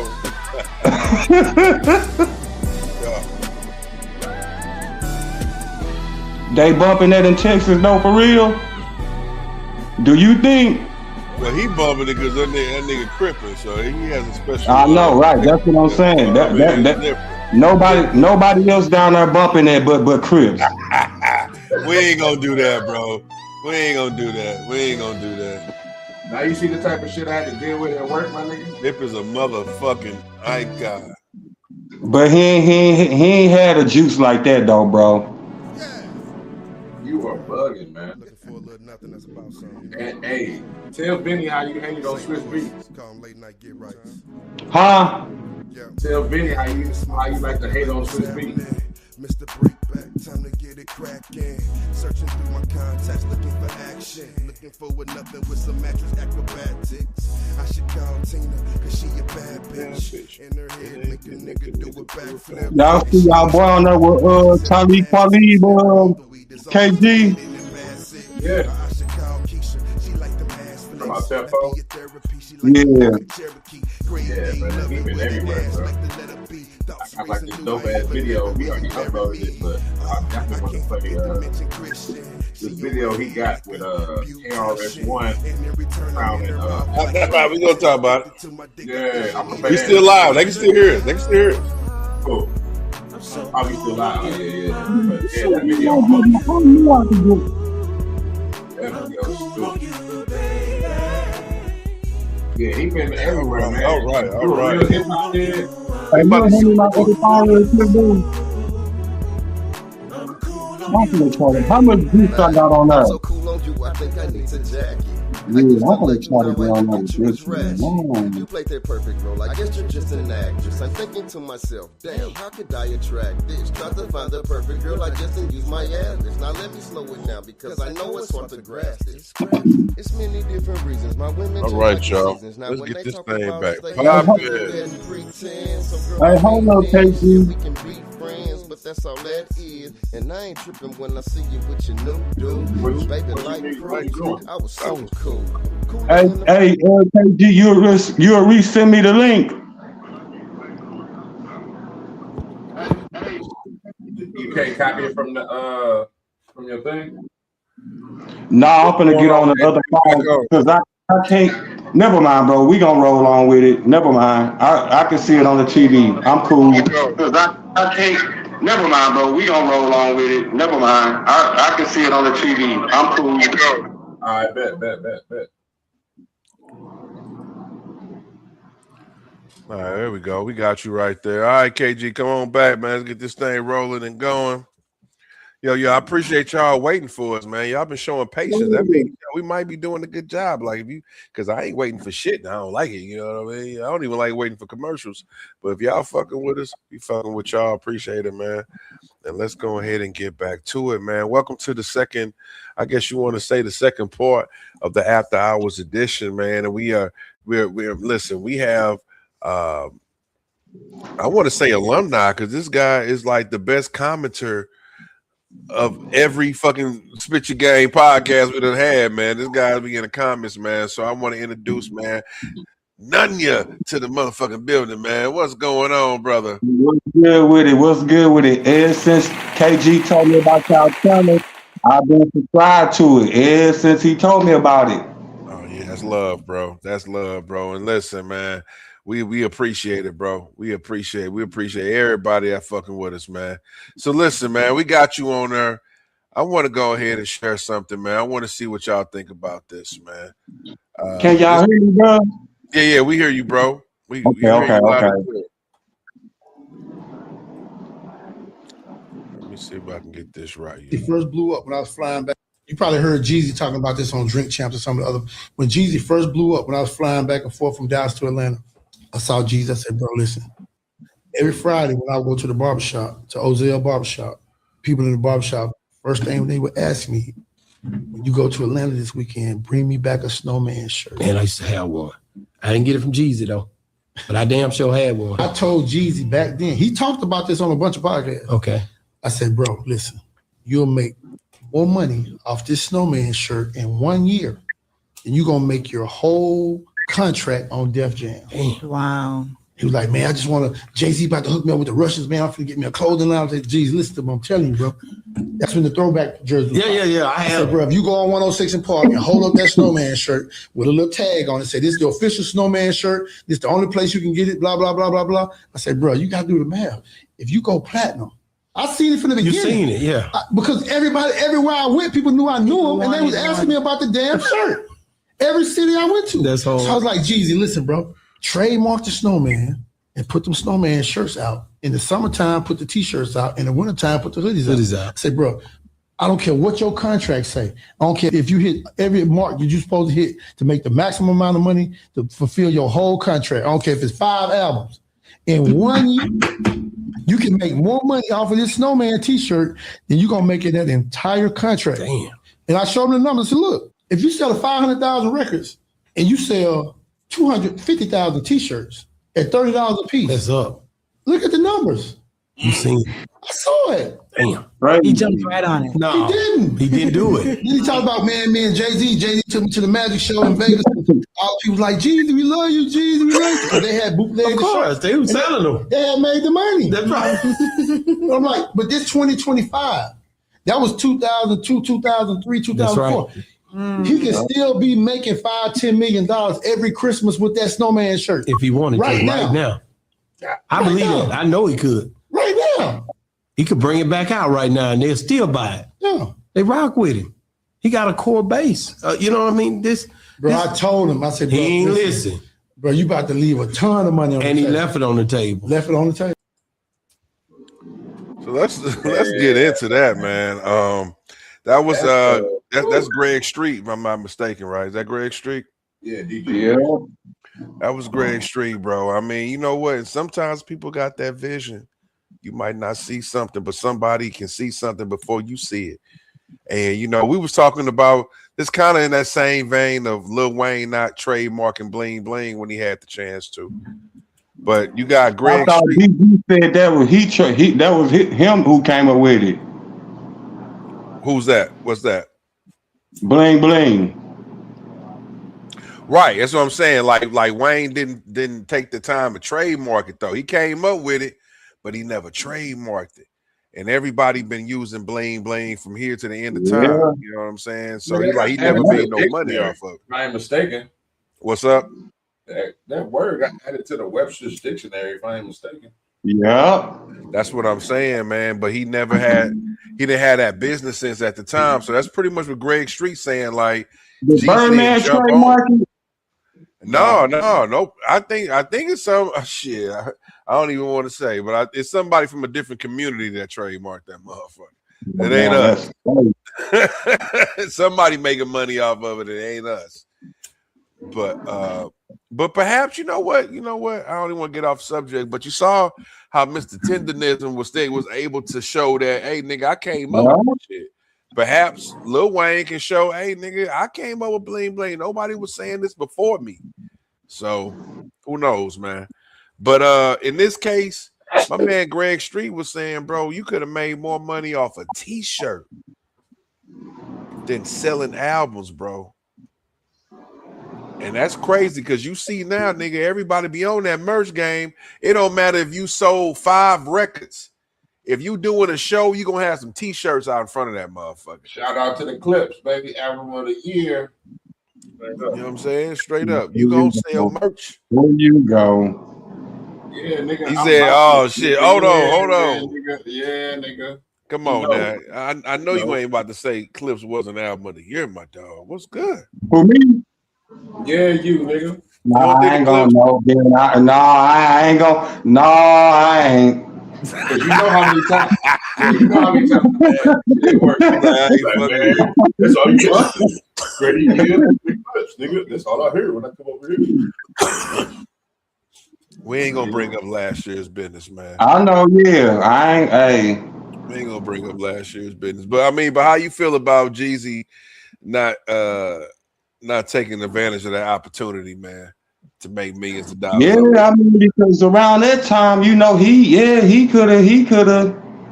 would have made a bag off of it. He would have made a bag around 04 and shit like that when he was on top. Yeah, he would have made that. He would have made that easily. Easily, bro. I'm such a creator. I'm thinking about Dipset. Well, the only motherfuckers probably would have been hating on it was like New York and Cali, but he had everything else sold up though. Yeah, I'm thinking about like how Dipset got their resurgence of merch. Like they got Ricky Zicky and Sugar Digger doing shit. Then you still got Jim Jones still doing shit. But man, bro, I bootlegged the goddamn shirt. I made a shirt. Shit, I ain't gonna sit here and hold you, nigga. That shit hard. Everybody bootleg. Nigga, like, why not, dog? But I'll say all that to say, bro. Yeah, he missed a big bag because I'm thinking of variations over the years. Like the OG one, you know, with just a snowman, blah blah blah. Then you could have had that could have been like a part of your album release, like a different edition shirt that come with the album. You know what I'm saying? Or you got a white variation on when this album dropped, or you got a red variation or blue, whatever. Man, you could have had so many different colors. And you know what? And the part. It could have been crazy. And the part I didn't play is when Greg Street was saying, he was like, bro, he was saying you can make t-shirts in the winter. I'm sorry, t-shirts in the summer and hoodies in the winter. You know what I'm saying? So he could have been getting money all year round, nonstop. It won't hit like that now, though, bro. Nah, but take that even further. Now you got the dad hats, you got trucker hats. You got female crop tops. You got booty shorts. Man, you can put that shit on anything. Like Frank, you know what? Thinking that shit was gonna sit. I think it'll still hit. It wouldn't hit like how he was on fire back in the day. No, it ain't gonna hit like that. But I think he still probably can make some paper, man. If he got that snowman, because I remember when he had that ban the snowman campaign, they was trying to ban him. Just think about if he was selling shirts then. Because you already know when people try to ban your shit, that's when people want your shit even more. You know what I'm saying? Hey, that nigga had niggas trying to go buy the Ibizu jeans and shit back then, and the bootleg Ibizu and shit. Yeah, Red Monkeys. Yeah, all that Red shit though. Jeans, yeah. That's crazy. Yeah, that shit wild, bro. That's wild, bro. But yeah, he missed I'm mad for him. Like I said, it's so many ways you could have flipped that shirt into so many other things. Like, man, like I said, that edition, certain editions with certain albums, or they could have spent that shit, chopped it up so many times like a DJ. Mm-hmm. He probably was doing so much money back then, he wasn't even thinking about that shit. He had money coming all other ways and shit. You know what I mean?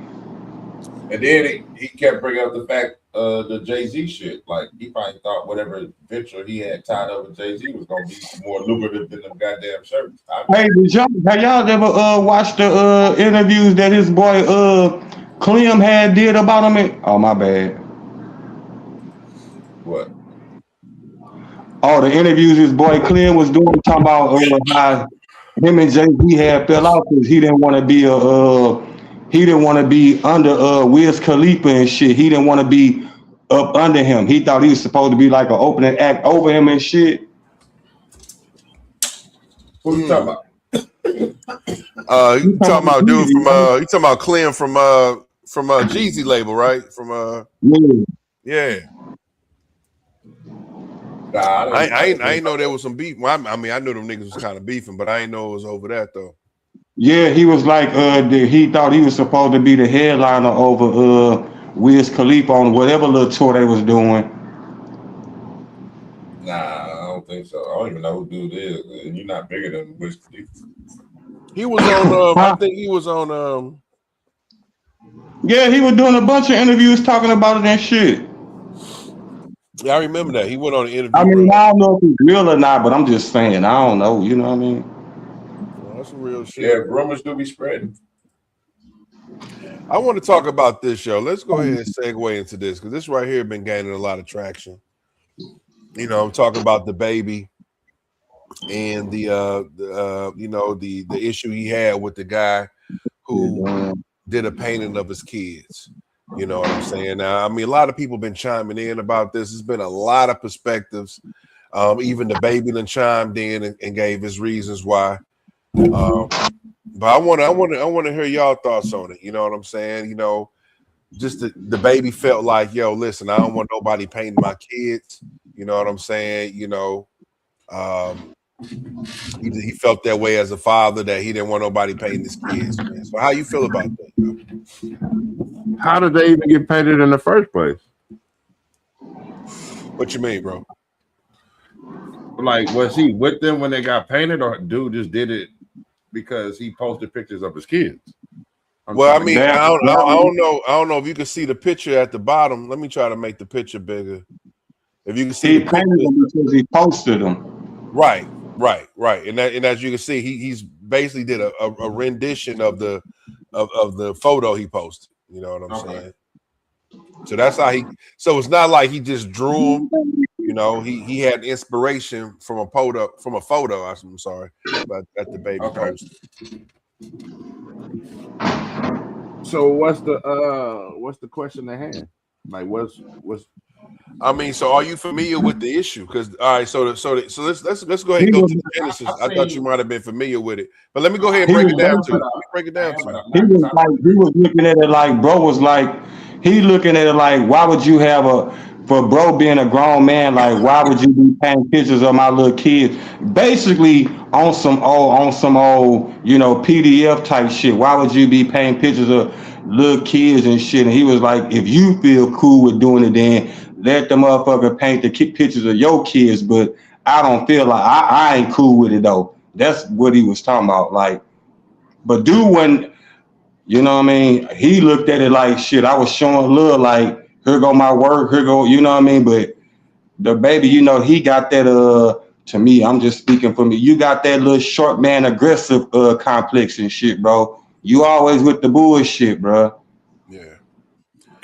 I think the way I don't want to speak for the baby, but it seemed like the way he said, like you said, it was on some PDF, like some perverted type shit. Like, why you got my kids on your mind for? You know what I'm saying? And I think, some people might be on that type of weird shit, but I don't think that was old boy case for the simple fact that he's painted a lot of pictures for people. A lot of artists that came through. They just showed the picture of Moneybagg Yo. He had a picture of Moneybagg Yo kissing his daughter, which was from a real picture.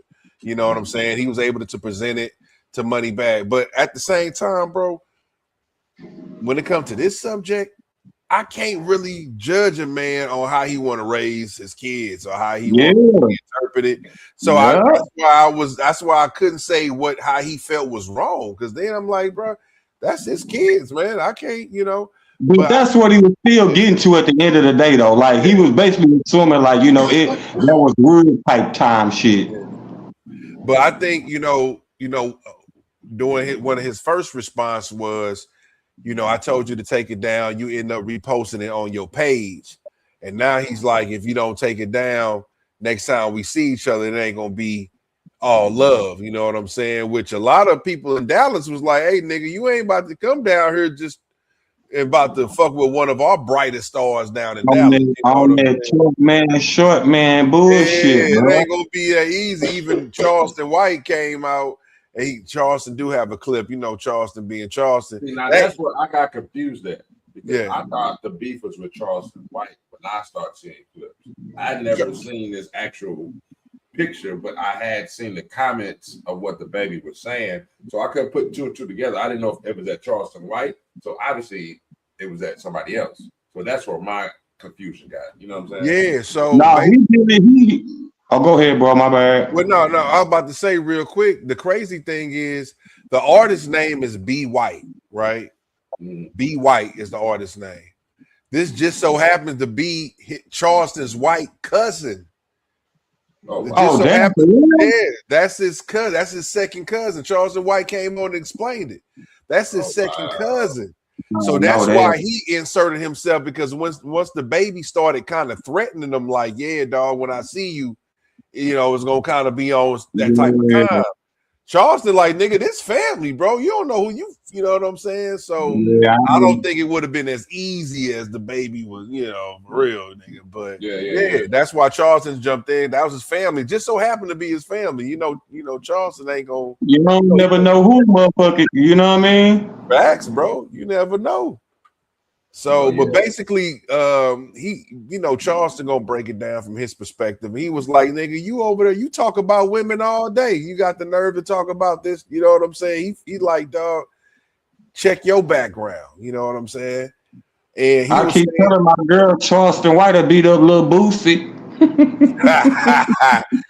Hey, Boosie might be able to take out. We know what Charleston do be looking kind of good in that ring for one eye, though. For one eye, he be looking good in that ring, though. With weapons involved, maybe Charleston White may have an edge, but just straight hands, Boosie gonna whoop his ass. I think Boosie gonna beat his ass too. Stop playing with that, man. I don't know. Boosie, he be breakdancing on the damn sidelines. He athletic like a motherfucker. I think it was a little. That nigga be doing all type of shit. He like the new mascot for the Hawks. That nigga he got a lot of Yeah. That wasn't even him. That was somebody impersonating him. Who? Boosie. That was Boosie, bro. Nah, bro. That wasn't Boosie? Like, no, hold on. It's a video of a Boosie impersonator going around. It was going around social media. One day he wasn't at the game, and the nigga that was sliding on the floor like with his feet and shit, that wasn't him, bro. That was an impersonator. Oh, word? That's crazy. Yeah, so I already know what you're talking about because he had on red or some shit. I remember that video.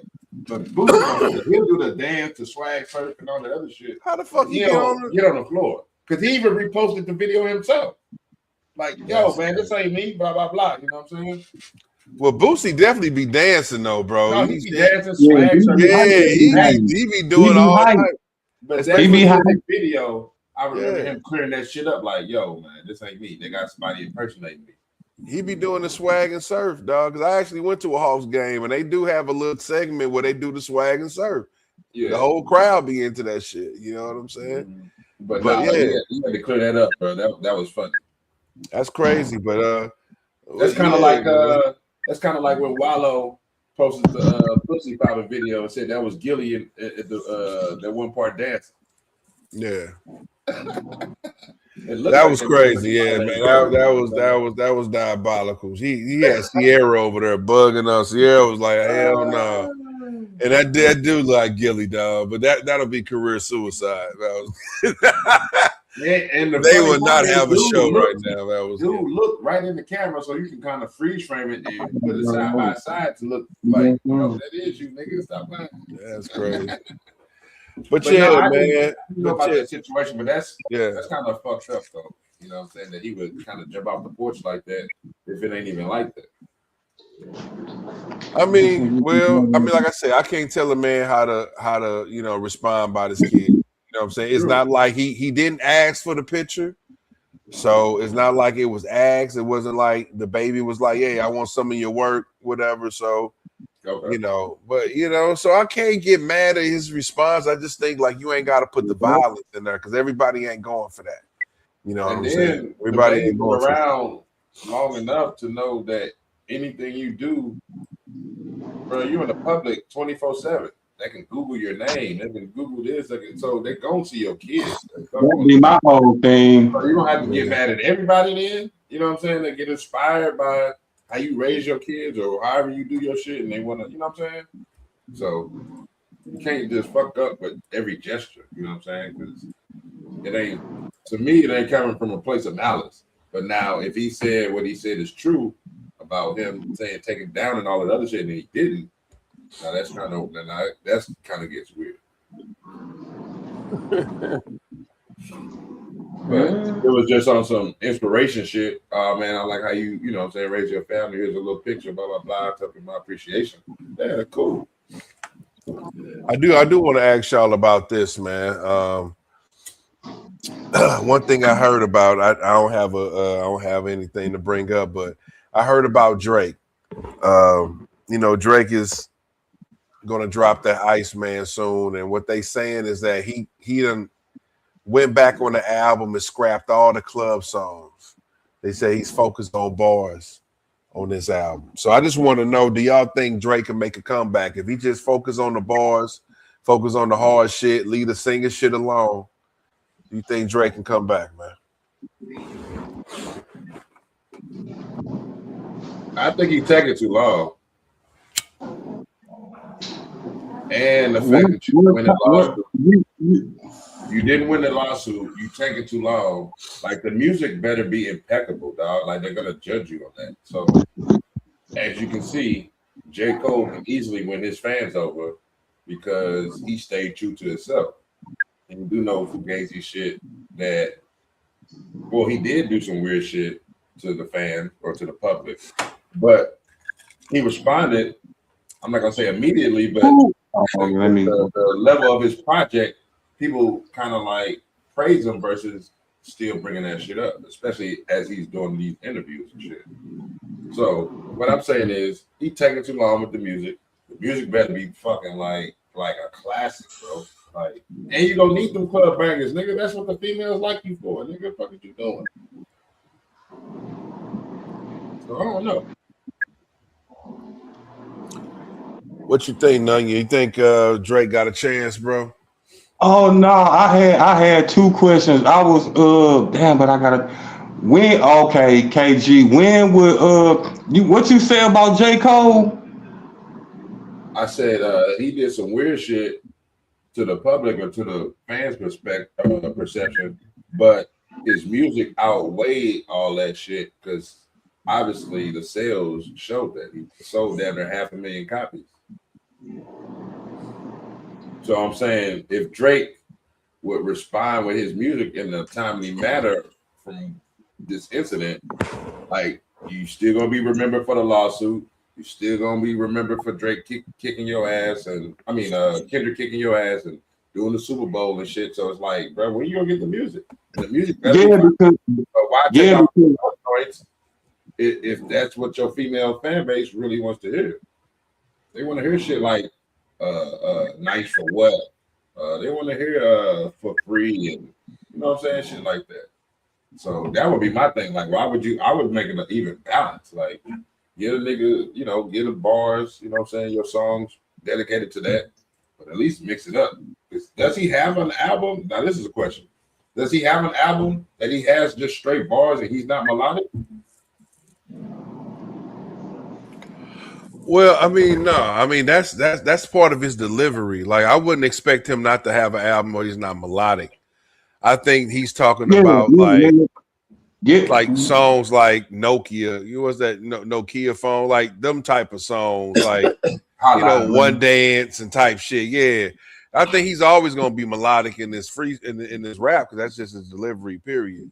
You know. Yeah, because I'm looking like when you talking about all bars, like what you comparing that to? When Drake say all bars, what is you comparing it to?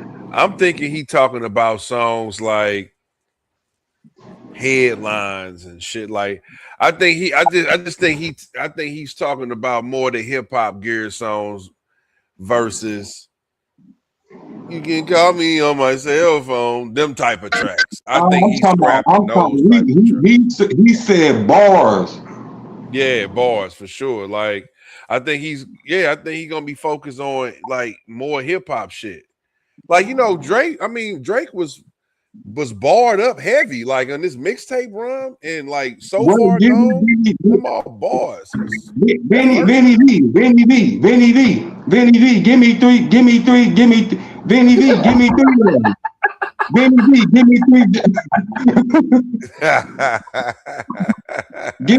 Drake mixtape bars, Benny V. Oh man. Damn. Cold-blooded. Damn, bro. I can't give you that right now. And I fuck with you, bro. You know. Listen, I'm gonna tell you something right now.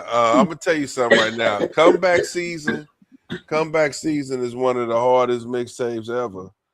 I can't give you the bars right now off the top of my head, but Comeback Season is crazy. Drake had a nice mixtape run, not the longest run. But the nigga put about 2 or 3 just crazy mixtapes out. I think when he's saying that, I think he trying to say he gonna be close to Kendrick. Ain't nothing else really matter to him, bro. He's still fucked up over there. That's what I think he trying to say. And then the J. Cole shit, like, did J. Cole rebrand? Is he humble now or what? I think I'm good. I'm waiting on KG. All right, then. Okay. He had to rebrand. He had to go change up what he's about or what he stands on. All he had to do Is it real? Is it real? Who? Is it real? Who? J. Cole. The rebranding. Of who? What are you talking about? I'm lost now. You really relatable now. What are you talking about? No, he's saying is the rebrand real? And I'm gonna say this. I don't even think he rebranded himself, to be honest. I just think the only thing the nigga did was he just waited. That nigga waited 2 years after this Kendrick situation to drop. It's not like he a different Cole. Like you said, he been working on his album for 10 years. He didn't scrap the album. You know what I'm saying? He just waited. He knew it wasn't the right time because he knew he fucked up in the game. Okay. And that's why I feel like Drake has waited for so long. Because if he would have dropped as soon as the beef was going on, niggas wouldn't have received it as well. But I'm gonna tell you something real quick, bro. I'm gonna tell you something on Drake, man. I think Drake might be might go down as the rapper who came back from the biggest blow in rap history, bro. Because when you think about it, even Jim Jones, they just quoted him saying this week. He said the game is missing Drake, bro. Like people don't dance to Kendrick Lamar in the club. He might be the biggest one that come back from what? My bad, bro. I think Drake might be the one to come back from the biggest rap blow. Like, you know what? You know, I think everybody feels what Kendrick gave to him was like a crazy blow. So did not Jay-Z didn't come back from Ether? I think this is bigger than that because Nas didn't have a Super Bowl appearance playing Ether. Oh, now we going with semantics now, bro. I'm just talking about when you put it all together and think about it, dog. When Jay-Z was going against Nas, he didn't have niggas like Rick Ross, Future, Metro Boomin, all coming at him at the same time. It was just Nas versus Jay-Z. It was Camp versus Camp. You know what I'm saying? This right here was just exploded beyond anybody. Nobody ever seen the beef where niggas drop one diss song 4 hours later, a nigga responds. Like, we ain't never seen that type shit. So yeah, I do think this was the biggest rap beef in that light. And I mean, people thought Drake was canceled. I mean, this nigga pretty much called Drake a pedophile. I mean, niggas ain't supposed to come back from that. You know what I'm saying? So and performed it at the Super Bowl and lost a lot. That's why. That's all I'm saying. That and then Kendrick got the Grammys. I mean, he got everything that you would want for an artist to have that year. So I think, yeah. But you know what? The reason I say that, bro, is look at Drake's numbers. He's still streaming more than all those guys. Man, we ain't talking about we talking about what your ears heard, Vito. No, I'm just talking about him being canceled. Now I'm talking about the public. Because the numbers is showing that the public is still fucking with Drake at a high rate. That's all I'm saying. That's all I'm saying. So he ain't because you remember when 50 Cent won that Ja Rule? He canceled Ja Rule. Niggas didn't want to buy no more Ja Rule CDs. It was different. Buck two. Yeah, it wasn't like, with Drake, people still streaming the shit. People still buying the shit. No, it was a dead stop with Ja Rule. We ain't want to hear no more of them songs, no more duets. But Drake, Drake the small head, and Drake had more white fans than Ja Rule, bro. Listen, he's a bigger pop artist. The internet. Listen, Ja Rule didn't have Instagram. He didn't have Twitter. He didn't have Facebook back then. So yeah, for sure, Drake has way more fans. But that's what I'm saying. He ain't really canceled because his true fans don't give a fuck what Kendrick said. Oh no, he ain't. No, he ain't. I don't think they gonna never. Drake can't be canceled, bro. I don't think he can be. I don't think he can be either. After this, after you surviving that type of blow, that type of smack in the face, you gonna take some dinks and dunks like an old school car, but he gonna still bounce back. He can't be canceled, bro. And listen, I ain't gonna lie. I already forgot about the lawsuit. I forgot about that shit already. I think people gonna forget about that shit. It's not even gonna be a stain on this record. Okay, well, you forgot about it. Did you forget about that? As long as if Iceman becomes one of his best albums ever, people gonna forget about that shit. They As will, long but if as the music is not good, they're gonna remind you. For sure. You right That's all I about would that. say. Yeah, you're right about that. If the music ain't good, they're gonna be like, see, this is what happens when you start suing the company and shit. Yeah, they're gonna use that against you. I don't think I think he gonna drop a good album because he know one thing about Drake, he know how to drop good albums. I'll give him that. Yeah. And then Drake Drake ain't gonna never fold, bro, because he ain't gonna never fold, bro. They ain't gonna never let him fold because What's a classic Drake album, Vinny? I don't think Drake has a classic yet. Okay. I mean, the closest one to me is what's that shit? What's that? Further Nothing. What the fuck is this? What's that shit called, dog? I feel Somebody, if you reading this too late?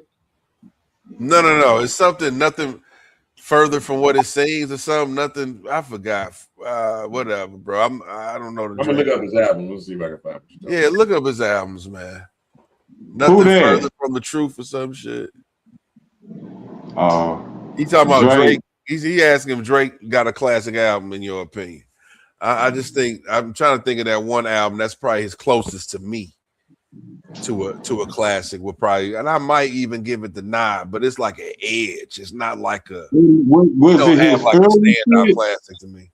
What's up? More Life? No, hell no. It's one of the long album titles. Wasn't Take Care? Was it Take Care? Yeah, Nothing Was the Same or something. Nothing Was the Same. Nothing Was the Same. I think that's probably, to me, that's his best album. It's not the radio. From the Bottom, Worst Behavior. Yeah. Look how old that was, though, bro. I know that's hell ago. It's like 08, probably, right? Yeah. 13. What was that? That was 2015, you say? 13. 2013, yeah, okay. Yeah, that was a minute, but yeah, that's, to me, that's his best album. As far as a classic, a collection of songs, it was his best collection of songs on one album. To me, that's it. His first album probably come after that. I think it would be. That's when they was at their hungriest, bro.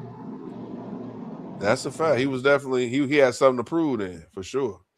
And then I think that's Like the album Lil Wayne was locked up. All the niggas, Young Boy, Kodak Black, all the niggas, that's they early work is they best when they was at their hungriest and shit, bro. That's a fact. That's a fact. Well, I mean, so do y'all think Drake got a classic, KG? You think Drake got a classic? Answer your own question, brother.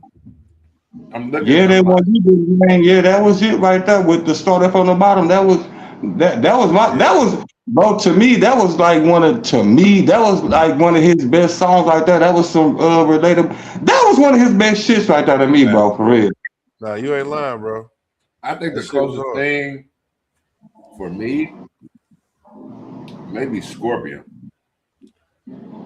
But Scorpion I don't want to say that because it's a double album.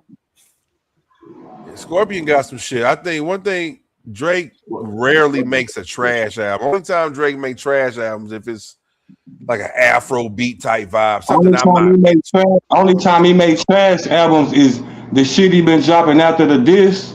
Yeah, that shit he did, the little singing album with Party Next Door. Yeah, that really was. It was like maybe a couple songs that I was kind of vibing to, but yeah, that's it really where that wasn't No Kid shit came from.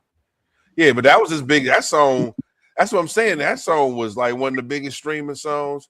And I think they just said the only song that's on the hip hop charts is that "What Did I Miss" song on there, something like that. It's he's still he's still trending, bro. He's still streaming. Niggas is fucking with Drake, so he ain't canceled by no means, man. I just think he'll get everybody back if that Iceman is what it should be. If that Iceman is what it should be, he gonna be right back. Trust me, he gonna be doing Super Bowl next year. Gen X and the Fallout combined. I don't think it is, bro. It can. He's got to surpass both of them, bro, for him to be like, yeah, you can move. I think he can, bro. It's not like GNX didn't set like the bar super high. I think that was a good album, but it wasn't like The song wasn't Kendrick's best album. The boy said extra hot, and that nigga Drake mine, bro. Hell yeah, that's what I'm saying. That's what I'm saying. I think he gonna come out swinging. If this nigga is scrapping songs, I've never heard of Drake scrapping any club songs. Because, like you said, he know that's where his money out swinging, but he gonna come out missing. You don't think he gonna hit the mark? No. People ready to dance, man. They tired of just hearing bars. They trying to get the bigger question is okay, what's the last actual Drake song you would go on the dance floor and dance to, Benny B? Oh man, shit, bro. And I fuck with you again, bro. Man, last Drake song, bro. I don't even know, bro. I can't even tell you like that. As far as getting on, listen, them songs, them diss songs he came out with, I was fucking with. I'm one of the niggas that was saying them some dope ass diss songs, but I can't go on the dance floor. What's the last Juvenile song out of anything that you think you'll go on the dance floor and dance on? That new shit. Out of anything, 400 anything. I'm gonna tell you that motherfucking fuck something and doze off on that new see shit. How you protect. But see, yeah, it's about that, but you can't tell me about Drake. I could win if I had to. Nice for what? Got more vibe to it. But see, what he's trying to say is, what's the latest shit you can do? You know what I'm saying? Because it's nothing latest, but that's the only problem. I mean, now listen, Drake got some. Drake got some shit. But far as the latest shit, yeah, for sure, Juvie. You know what I'm saying? Juvie don't drop that often. You know, so it's kind of that's why I said anything in Juvie catalog. Fuego. I just told you. You ain't heard the song yet. Yeah, I mean, you know, shit. He got some shit out there that's on that new album that you definitely get on the dance floor. You know what I'm saying? For sure. That's a fact. Not that song. But yeah, he got some shit. Fuego, nigga. I'm telling you, the song with Khaled. That song is a fucking monster. Oh, Fuego. He got a song, Fuego. Yeah, he got some shit. He got some shit, man. You over there making us look bad, not having the names of the songs, nigga. Come on, man. Dang, man. What's up, y'all? Appreciate y'all rocking with us, man. We still back in the building, y'all. We still streaming after hours edition, spit your game, talking shit. Yes, sir. Hey, can I ask y'all a question, bro? Yeah, go ahead, man. This is you asked us a question, bro. What y'all think about when the St. Lunatics did they show at the Battle House game? You know what? We talked about that last week. We saw it. I was at work last weekend. Yeah, I was actually there. I was actually there for that. That shit was nice, bro. It was nice. And it was just dope, dog. Seeing how, like, was Ali there? Come on, man. I was just going to ask y'all, was the Black Cloud? See the performance. I was asking a genuine question. No, the Black Cloud wasn't there. He wasn't there, bro. You already know. Nelly already say, nigga, you ain't gonna be seeing Ali sharing the stage with him. You know, as far as we know. But no, I mean, listen. You think bro sitting back feeling kind of way though, bro? Hell yeah. I don't see why. I mean, why wouldn't you? We were just talking about how they about to do a new album with Metro Boomin. Like, why wouldn't you want to be a part of that? I mean, this is your legacy, bro. I think Ali deserves to be on that stage just as much as anybody. You know what I'm saying? That nigga actually started the group. I mean, that's crazy. You can't even be a part of. So yeah, I think he feel a way. I think he's made peace with it. But shit, hell yeah, he feels something. You know what I mean? But you know what? He always be sharing, like, anytime they got event going on, he always shared on that page. I will say, of course you gotta do it now. You trying to slow poke it? Of course you don't do it now. Get back in there. He trying to get back in the good. That's what I'm saying, though. That's what I'm saying. He feel away. He definitely feel it. Because if he didn't, he And wouldn't be he'll sharing be nothing. posting, And you know Nelly standing on it, bro. We ain't fucking with you no more. And I don't think them other niggas who, when he did the Vlad TV interview, when he had the wizard outfit on, when he was talking about, oh, he ain't gonna give them money because he think they gonna give to me. Them niggas ain't gonna give him no money no more. If they did give him that shit, they ain't doing that no more. That's a wrap.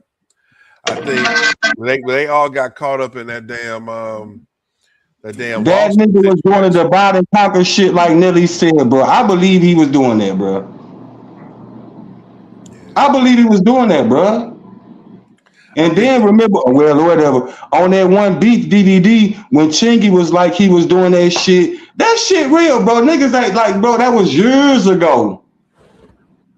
Yeah. Shit, Jiggy brought that up in the Vlad interview. Yeah, he did. Yeah, he But brought that up. any interview you bring up, when they bring that part up, Ali was the motherfucker who tried to drive the wedge because we didn't want his brother because his brother wasn't up to par. It all come back to that nigga brother too, though, bro. Ali brother. That nigga a hater, bro. Who's his brother? I don't know. I'm from the East. I know, but the shit I've been looking at, like, yeah, bro, a hater in a Vlad interview. Bro, a hater, bro. You just got discredited by the comments. That's what it is. He buys on the lunatics, man. He buys on the lunatics. Bro don't own you shit, bro. You didn't go get your publishing back when bro was trying to sell it to you. You didn't go and get it, nigga, when you had the money. Nelly did. Murph, you didn't. Key Wine, you didn't. Y'all didn't go buy it. Y'all didn't go buy y'all shit back. And that's the thing, you know, one thing I think they all admit to was the business. You know what I'm saying? They didn't really have the business right. They ain't had the business right, man. But listen, all in all, bro, I think it's probably fought on both sides. You know what I'm saying? Over the time, I think it's probably fought on both sides. But at the same time, hey, bro, the only two niggas out of them who better with Ali. The show was nice. No. But it will always be better with Ali on that damn stage. Only two niggas who getting the money out of them is City Spud and Nelly. You see how City Spud was the only nigga iced up like Nelly. Them the only niggas getting the money. Well, you know, City Spud is on tour with him all year. He's pretty much like Spliff Star to Buster. He does his backup. Yeah, but he probably got his publishing right though too. He probably got his publishing right too though. All that, I'm pretty sure. Ain't they related? Yeah, that's his cousin, right? Oh, okay. Well, you I thought it was just, I don't know. That's old related. history, but I believe that's his cousin. You know what I'm saying? You know, but listen. Like I was just talking about the it was just to get the Ali and shit, cause bro a hater, bro. He hated, bro, and now that shit then backfired on him, man.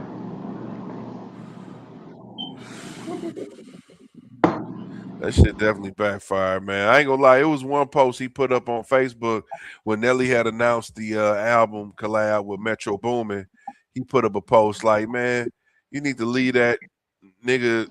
He was saying something. You need to leave Metro Boomin for the younger guys.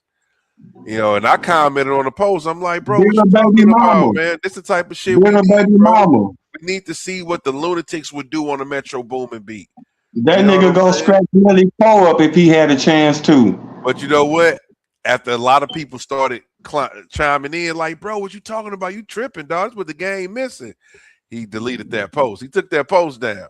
You know what I'm saying? Because a lot of people would love to see a Metro Boomin. I'm curious to see how you'll bring them back. You'll revive it, bro. You'll revive it. You don't want to see that reviving, I don't think. No.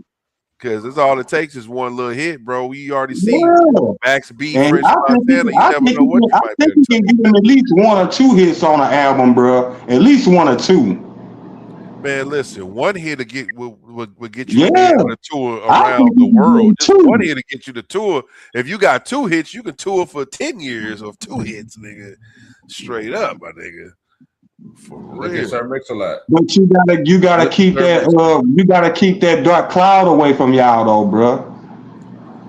You know what? You definitely got to get some straightening going on, bro. And niggas got to Ain't no understand. straightening with that, bro. That's dead. That's done. I think that's dead, bro. Because just how I hate to say it, but once people start doing interviews against each other, that kind of muddies up the water a little bit. You know what I'm saying? Because now that last Vlad interview that put the nail in the coffin, bro. Yeah, that's a fact. All that I wrote this and did that and did that. That was it. But listen, before then, though, when he had that long ass interview, and when he did the one little interview, he did an interview, and then Nelly nephew came on there. Then he did an interview with two other niggas and shit. They all the same thing though, basically. I done looked at all this shit. I'm talking about when Nelly did this long, drawn out ass interview where he told the whole backstory of the Lunatics. Oh right. Yeah, when he came to the Lou, you talking about? Yeah, when he came to the Lou, yeah, I'm talking about that one because that one pretty much gives the whole interpretation of it, and then Ali, when he go on Vlad, giving that little small percentage, like, oh yeah, I did this, I did that. You know what I'm saying? But Nelly had already addressed all that shit in the interview. I'm gonna tell you what, bro. I'm gonna tell you what, just real quick. When it comes down to it, bro, that nigga Ali was a part of a Diamond album, and I do believe that he did write some shit on the album. I don't know the percentage, but I do believe that he did, write some lyrics for some niggas. You know what I'm saying? And I believe that he's like, dog, I ain't getting nothing, no publishing from a Diamond album. You're gonna be pissed off, homie. You got a Diamond. Listen, I'm just saying real quick. A lot of people don't have a Diamond album. A lot of people don't will ever be a part of a Diamond album. And you don't wrote songs and you can't get your just due. I see why there's some, why there's probably a little uneasiness with that, but he didn't do the business. So you got to keep going. Oh, okay, right. Because look, if Nelly didn't get his publishing from it, all that shit that they sold, he'd been the same boat as Murph and all them motherfuckers too. But when they told them, here, give us 75,000, didn't nobody else come up with the money, and they had it. Nelly was like, fuck that, I'm gonna give him the 75,000 to get my publishing. You niggas thought it was a game. That's a fact, bro. That's what I'm saying. They ain't. I mean, that's what you mad at me for, nigga? Like you mad at me? You want to eat off my plate but nigga, you didn't do what you needed to do, nigga. I don't owe you shit, nigga. I gave you the at the end of the day, nigga. Bro, you can look at the interview, but see it go back. Like, look at the interviews on motherfucking what's that one nigga that be on the Joe Budden, the Queen's Flip? When Cardin was on there, he was like, bro, they didn't want none of them niggas, bro. It was Nelly who got the other niggas through the door. They didn't want them niggas, bro. Yeah. That's a fact. That's a fact. They didn't want them. Man, they pushed out the door first. Yeah. You started it. You okay, Ali, whatever. Yeah, you was the nigga who had the influence for what you knew when you went to Atlanta and college and all that shit. Yeah, that we doing temptation dances on the gimme. We doing all that shit, but we didn't even see the star in you when with that video, bro. I will say this, bro. You definitely got to get rid of any black cloud around you, bro. But I will say that, bro, because that nigga be hating, bro. He been hating. That nigga Ali, bro. When you look again, bro, go look at the Vlad interview when that nigga was like, bro, I had to sign the publishing because a motherfucker somebody talked me into doing it. And then when you go on that Vlad interview, when that nigga Ali had that red thing on, when he said he talked Murph into signing that contract to fuck up, that's why Murph shit fucked up, bro. Over Ali. Everybody shit was fucked up. You know what I'm saying? He definitely said that, hey, we signed a bad deal. You know, because a lot of motherfuckers was just trying to get in the game. That's just, Ali ain't the first nigga to sign a bad deal. You know what I'm saying? A lot of cats' first contract. Yeah, that nigga Ali was that nigga was to get in the game. But that's the thing. I will say this. You know what I'm saying? I know Ali missing that because even if you don't get a lot of money if you touring with Nelly, one thing about it, you get a lot of exposure. And a lot of niggas is making money off the merchandise and the shit they advertising and they selling. You don't have that same exposure when you're not touring with them. So that's why I would think that, damn, like, yeah, even if I wasn't getting that much money, I probably still would have stayed on board because I'm about to push my own shit. You know what I'm saying on it. But yeah, that's crazy though, man. Shout out to them guys, man. KG, man, what's another? I think we done ran through all your damn subjects, man. Nah, should be still. Wait, what's up? What you got? I thought I ran through all your clips you gave me. Let me see, bro. I want to make sure I got everything. Well, I know we got Max B coming, Wave Gods, Narcos. You know what I'm saying? Let me go ahead and put that up real quick. I mean, I want to go ahead and get a just due because a lot of niggas might not be familiar with these guys. But these guys is coming to Pops, y'all. We got Max B, French Montana. This is the first I ever seen French Montana in the same. You fucking right, I'm going. Yeah, I'm fucking with it, bro. It's gonna be on Pops. It's gonna be on the east side. It's gonna be on the east, my brother. Yeah, I know. He ain't going. Don't worry about it. Trey ain't going. He said he ain't fucking. Hey, he the type of nigga. He the type of nigga you can buy his ticket. He be like, yeah,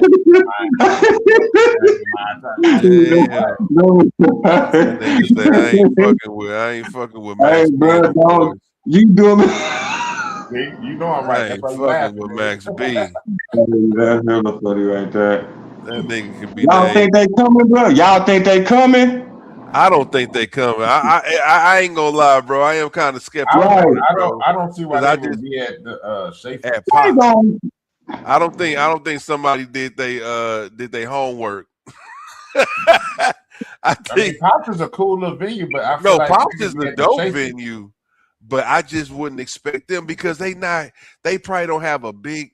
I think French Montana got a bigger audience in the Midwest than Max B.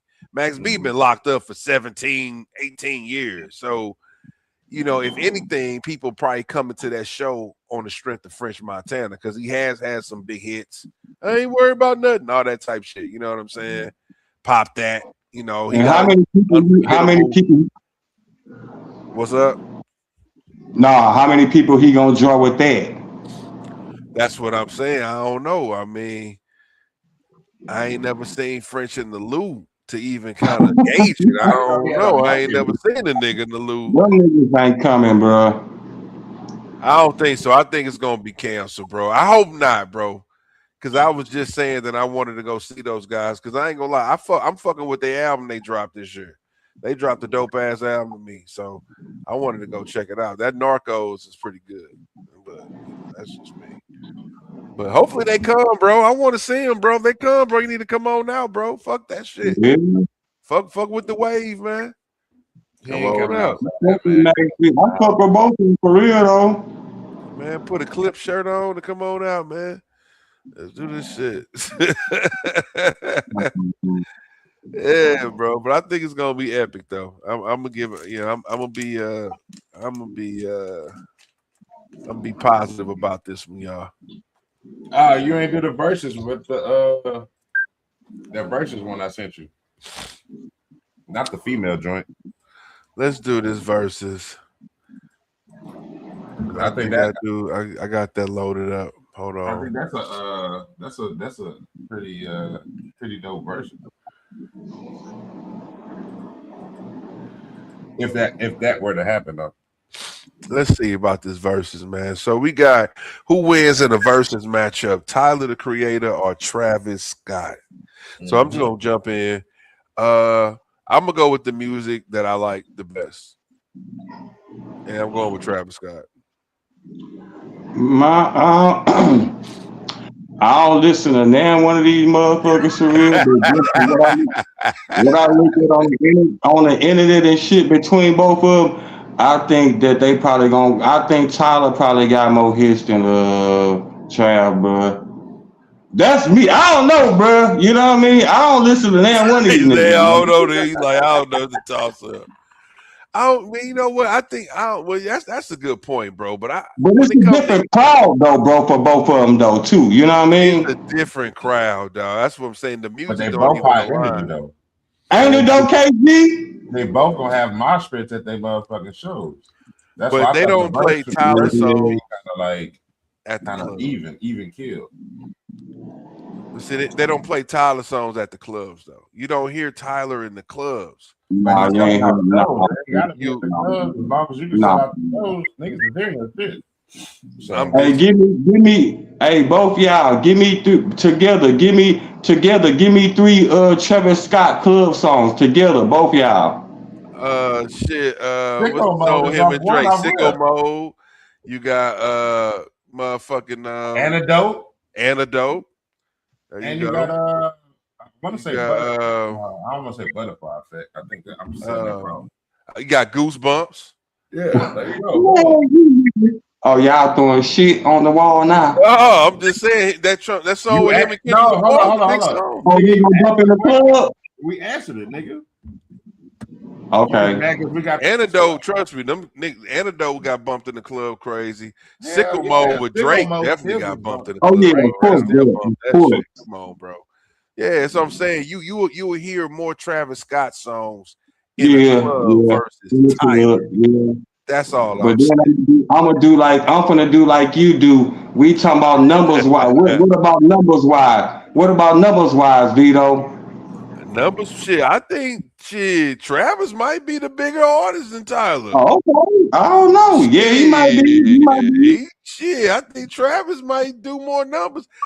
He might do. He might. I don't know. He I might mean, do. that last Tyler album, he did do a lot of numbers on that, but Travis been doing big numbers. I mean, Astro World was hellas ago. That's not even that's an old album. He's still Sicko Mode out is an old song. You know what I'm saying? So he been doing Antidote. That's off his first album. You know what I mean? Still eating of it. And that nigga produces his own music too. Shit, he might. Travis Scott do?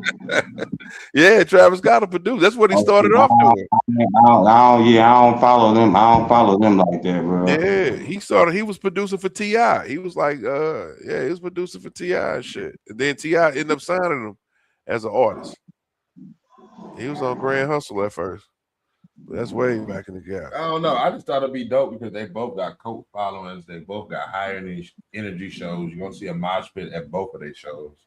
So I thought it'd be dope. That'll be crazy. Cause that'll be a good versus. I mean, it'll be entertaining. It would. It'll be, but I know some of them songs I'm gonna be looking like I ain't never heard this song before. Bro, a lot of that. A lot of that. Probably from both of them niggas. It's not like I know a whole bunch of Travis songs, but I have listened to way more Travis albums than Tyler. Yeah. That's it.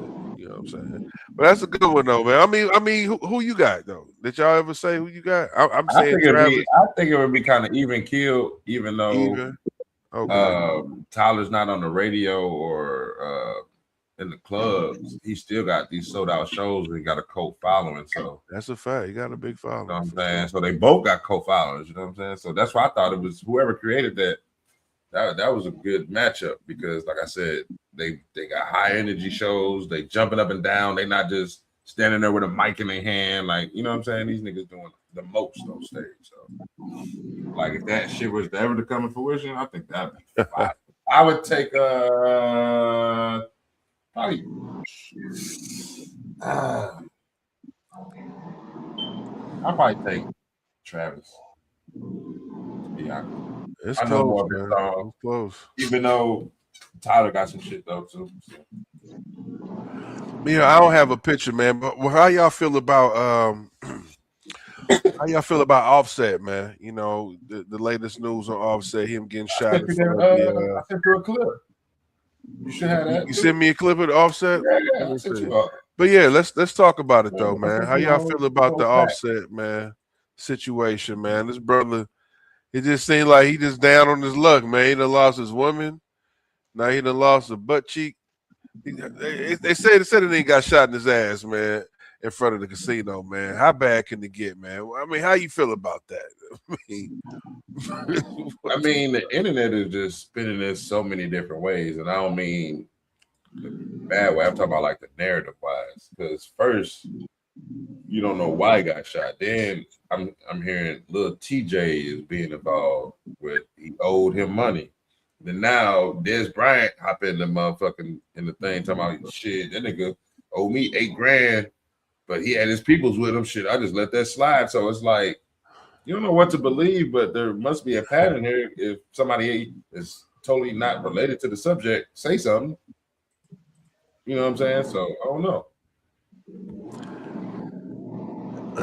Yeah, then How you feel about this, bro? Niggas, rappers getting shot still, man. What's going on, bro?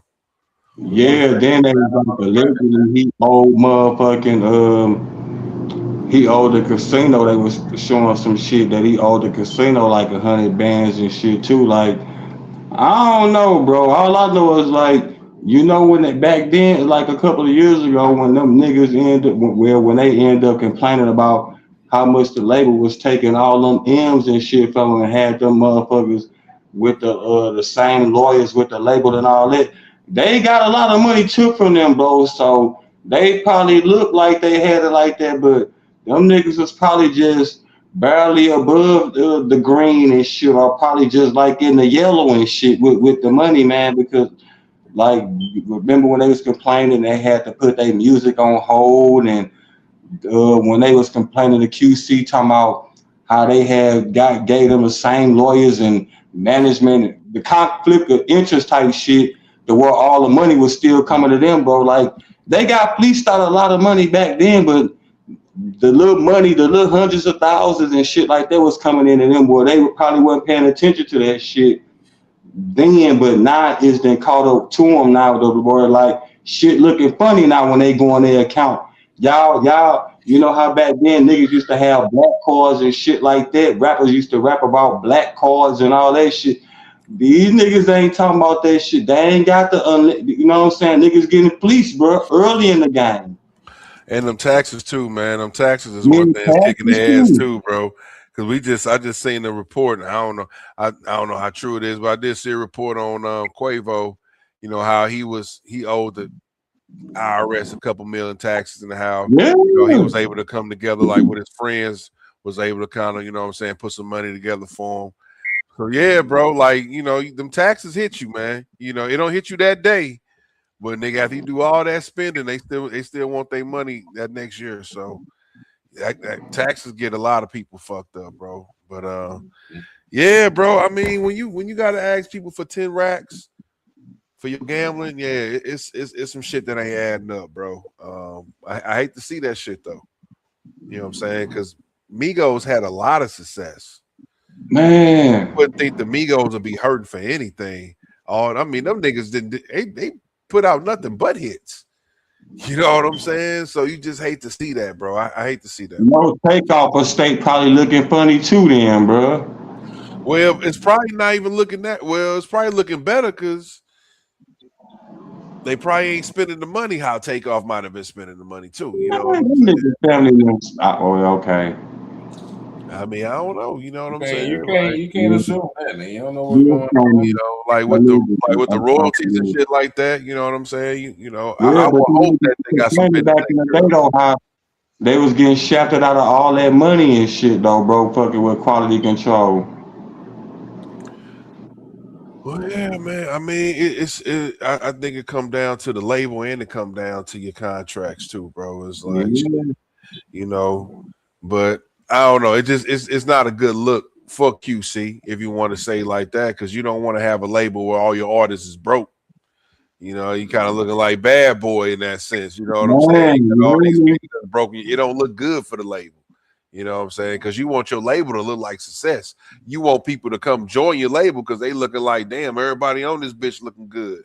You know what I'm saying? So yeah, when everybody looking broke and shit, I ain't gonna lie, that nigga be at the casinos too damn much looking homeless in that motherfucking, bro. I'm said be looking bad in them casinos, man. But I can't judge the man. I think he's probably trying to Knowing you're not get losing a that lot of money the money best when you way got. he can, bro. That's like probably He's the best getting them way he free know how to. rooms and shit for losing all that money. Straight up. Yeah, bro. But yeah, I just want to say get well to Offset, man, because even though he got shot, bro, you never know. Them bullets can hit an artery. You know what I'm And saying? You never know, bro. So, and allegedly, you know what I'm saying, little TJ might have had something to do with it, bro. I don't know. You know what I'm saying? We're gonna see. We're gonna see how that work out in the courts. Because it's definitely gonna be a trial. You can't shoot somebody and it won't be a trial. So yeah, this ain't nothing he can say, yeah, just drop the charges. So we gonna see, bro. But it's unfortunate, man, for real, man. Rappers gotta be aware out here. You know what I'm saying? You gotta be aware. Targets. Well, shit, man. We over here, we rounded up to that 3-hour mark, man. So I just want to know, is there anything y'all want to talk about, man, before we start to wrap this thing up, man? Hey, I sent you something. It should have been. Let's talk about 50 Cent being the most streamed artist on YouTube in the month of March. I did see that. Yeah, we can talk about that real quick. Hey, and then we can end with that video, though. I want to end with that. What video? That KRS-One thing. I got you.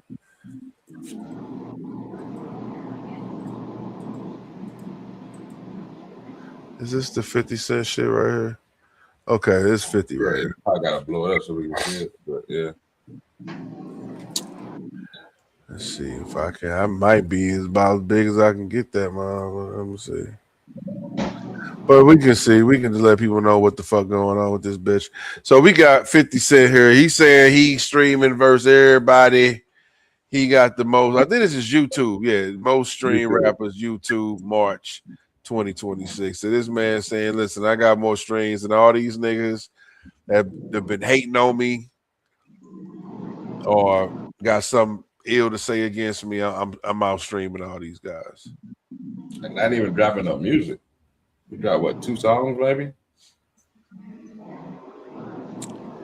No, 50 gonna talk his shit, bro. I mean, what can I say? I think T.I. came back and was like, nigga, I think he came back with his accolades, will let him know. You know what I'm saying? Like, I got an actual song that's charting. You know what I mean? When he dropped this. But I mean, what can I say, man? 50, man. Now I wonder what they mean. I mean, are they talking about old songs they streaming? Are they talking about shit that's dealing with his power content? I didn't really understand the breakdown, but if he talking about rap songs, that's crazy. Was he trying to take a shot at Fab East and Jim Jones? Oh yeah, all that. Yeah, that's what I'm saying. All the guys. All the guys. That's what I think he was doing. Yeah, he's taking a shot. Tip 2, Jay-Z. Yeah, I mean, basically that's what he was doing, shitting on all the niggas who was talking shit to him. Facts. That's it. And I don't really drop music like that, but I'm still out there. Put Papoose name on that motherfucker. Right. I don't know why you put Papoose name on there. That's ignorant. He been talking shit lately on Blast. Been talking shit, but come on, we know Papoose ain't streaming more than 50. But that nigga still, he said he got 1.8. Right, shout out to Papoose, but that's ignorant though. Did he have Mano on there too? Yeah, he probably got Mano. I think the picture too. I think I got the picture blown up. Let me see. Yeah, he got Mano. Watch this. I'm gonna take it down a little bit. Bam, he got Mano right there. Mano right there. 1 point. He got Papoose got more streams than Mano. That's crazy. That's crazy. But yeah, man, 50 Cent is calculated, bro. He just put Jay-Z called a stray. You know, him and Jay-Z been going back. Well, not back and forth, but 50 always be poking, you know, on that shit with Jay. Y'all fuck with that interview Jay-Z did, didn't y'all? You know what? I haven't even sat down. I just saw clips of the interview, bro. Okay. I saw about half of it. I ain't watched the whole thing. I ain't watched the whole thing. And that's kind of fucked up. But it was pretty decent. That's your favorite artist, nigga. So I don't know why you didn't watch it. I heard you. Yeah. That's your boy, Vito. Yeah, that's his favorite artist. Yeah, I mean that's definitely the greatest rapper alive. I mean, that's a fact. It's real easy. We can debate that all day. Bring whoever you want to bring to the table. I ain't got no. Go But ahead, no, I hey, fuck go with ahead, you. go ahead, bring somebody up, Trey. I know it's on your I mind. already smoked Lil Wayne. He tried to bring Lil Wayne, but man, I smoked. I him. still Who stand did? Shit, we already did a Lil Wayne versus Jay-Z versus on here, man. I smoked his boots. Bro, It was over. Um, It was over. Nigga. It was a wrap. Y'all better What put you- some respect what- on Jay-Z. what did you base it off of? What did you base it off of? Just I We won just that. did it like they would do it in the on stage. We just picked up we did 10 songs. We did 10 songs, bro. Just 10 songs, how they would do it on like if they was on stage. So we ain't base it off of nothing. We just I mean, of course, catalog, he don't feel that I Jay-Z won for catalog, sure. pick He 10 don't of the feel best that I won. songs. But Yeah, we just do it. I definitely won that one, bro. I know you did, nigga. But yeah, I mean, but anyway, bro, yeah, Jay-Z is definitely my favorite artist. You know what I'm saying? Everybody got their favorites. He Yeah, my favorite KG artist. told me. He had told me. He told me that he would. That's a fact. And And you you still see ain't what watched this the nigga interview. doing. What How many kind of- what rappers kind can you of fan see is get? that? What's up? So you still ain't watched the interview, nigga. What kind of fan is that? I ain't gotta watch everything Jay-Z do, dog. I don't watch a lot of We Jay-Z. coming back on again next week, bro. When y'all come on, when do y'all or y'all when what days y'all come on here or y'all just pick a day? No, we Wednesday every 11 o'clock in Wednesday, man. Wednesday, Okay. every Okay. week, man. Late Alright. night edition, after hours, spit your game, talking shit type shit, nigga. Okay. What you talking about? But yeah, I'm we coming here on, every man. motherfucking week, man. Every Wednesday. You just be catching us on the Yeah, humbug. Yeah, the phone was going dead and shit, bro. I'm like, man, yeah, I'm coming on now though. Yep. I'm like, I don't know what day they come on and shit. fuck with us, bro. Well, I'm gonna go ahead and let me see. I think I got that clip loaded up, man. Some of these clips ain't loading up. Let me see if I can get that clip to load up. Doodle-it. Okay, hold up, man. Hold up. Let me see if I can get that clip to load back up. Okay.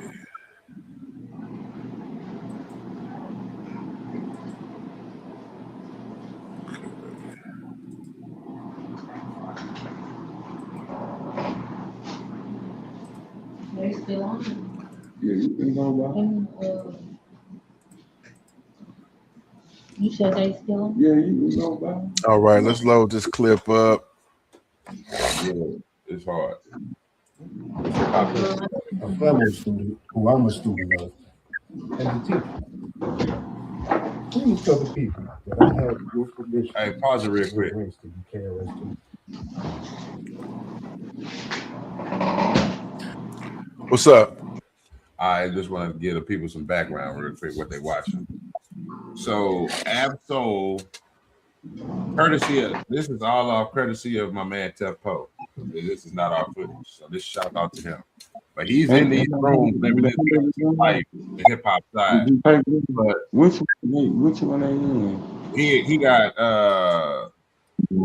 Ab-Soul, KRS-One, and Talib Kweli all in the room.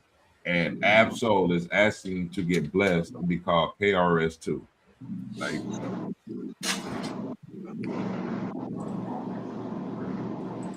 You have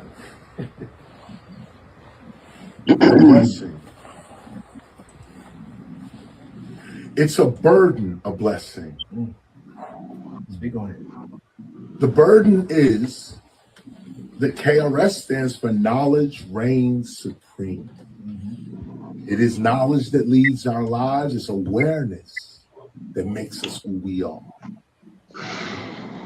You have the blessing because you could not be here with me if you wasn't KRS-2. My aura rejects those who are not real. You can't be around me and not be real.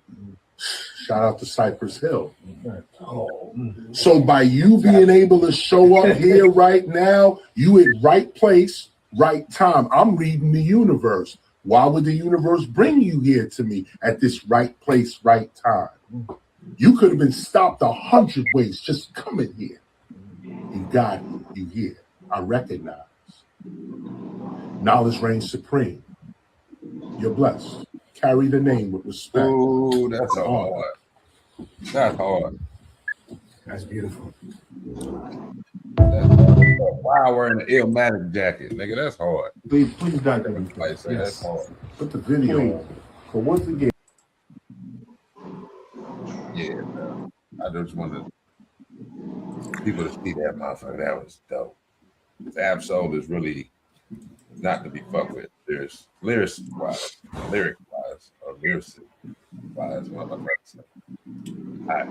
But yeah, man, that was dope. I just wanted to do that. Yeah, that was definitely a dope moment, man. When I saw it, I was like, yeah, that's pretty dope. The way KRS broke it down, gave him his blessing. Yeah, for sure. I mean, that's a heavy honor. You know, KRS is definitely known as one of the architects of this hip hop, widely respected. So for him to be like, yeah, you can be KRS too. I mean, it's probably thousands of MCs he could have blessed with that. You know what I'm saying? But for him to say, yeah, you can be KRS too. Yeah, he should have had Daylight right there, bro. There you go, Hayden. Hey, bro, I'm gonna be quiet, fam. Because you don't even listen to Ab-Soul. Well, see, I will say this. I heard when him and Daylight battle, he got him. Then we ain't talking about a battle though. It's more than listen. I will say this. I know what I'm listening to, bro.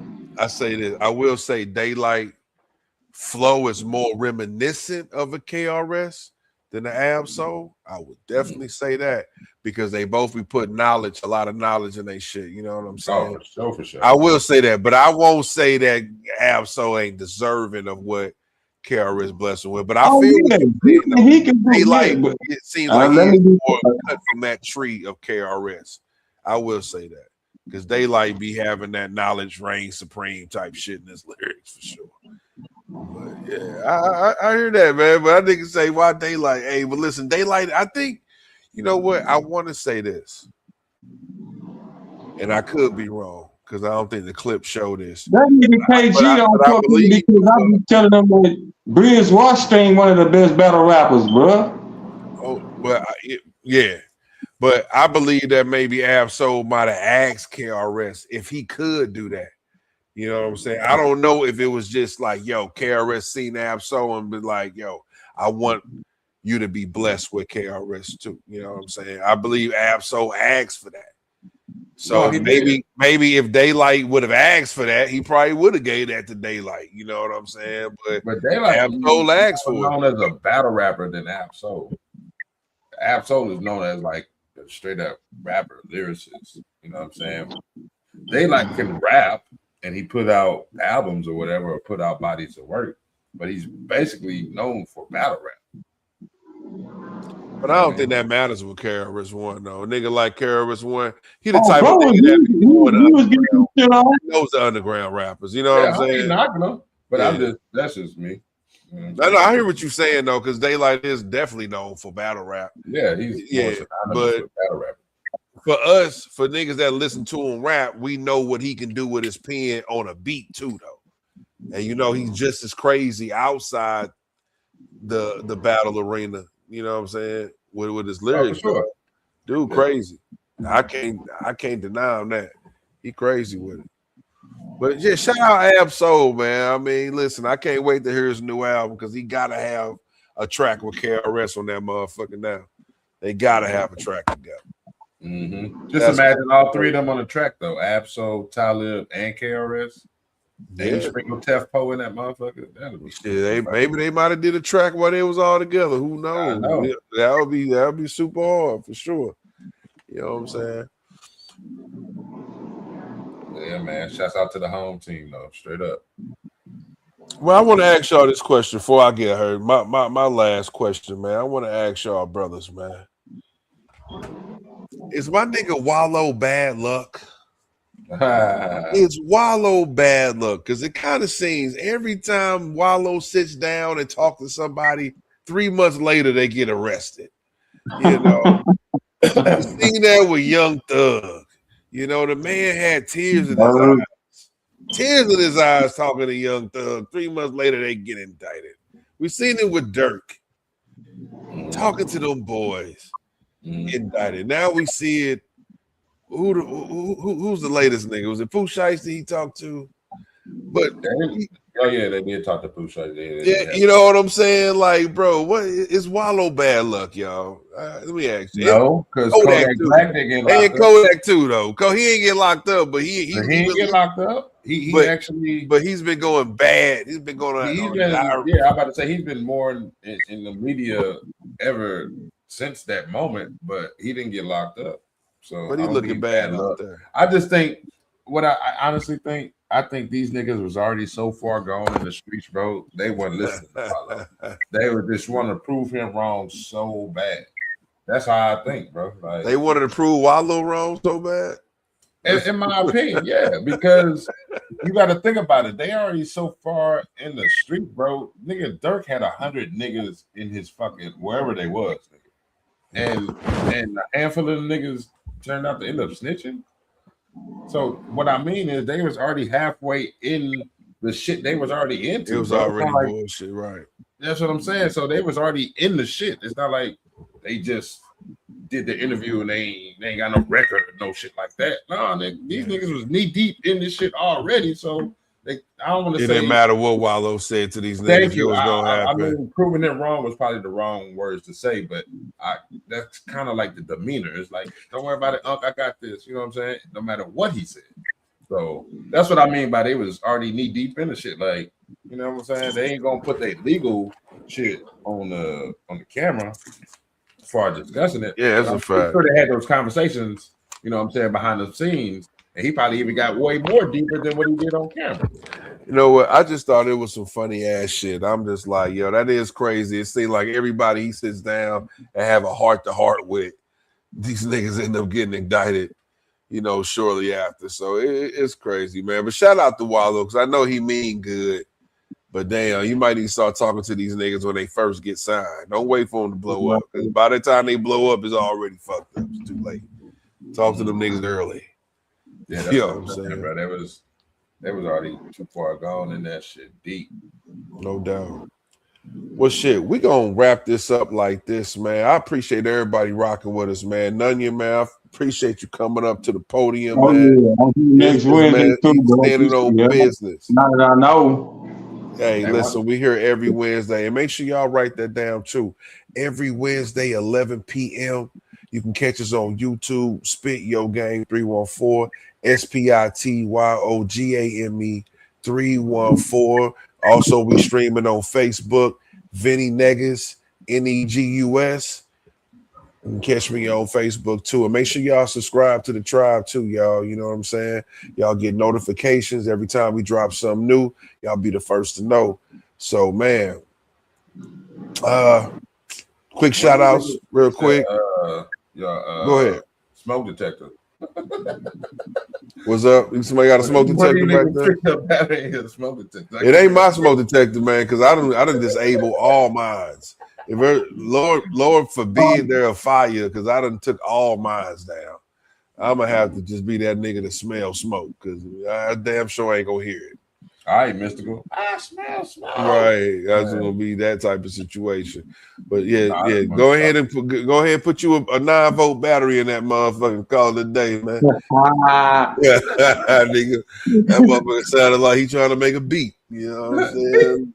Little Timberland trying to get the beat sequence right, man. Hey, bro, I seen a meme or a little video like, "Tell me you black without saying you black," and then boom, it went off.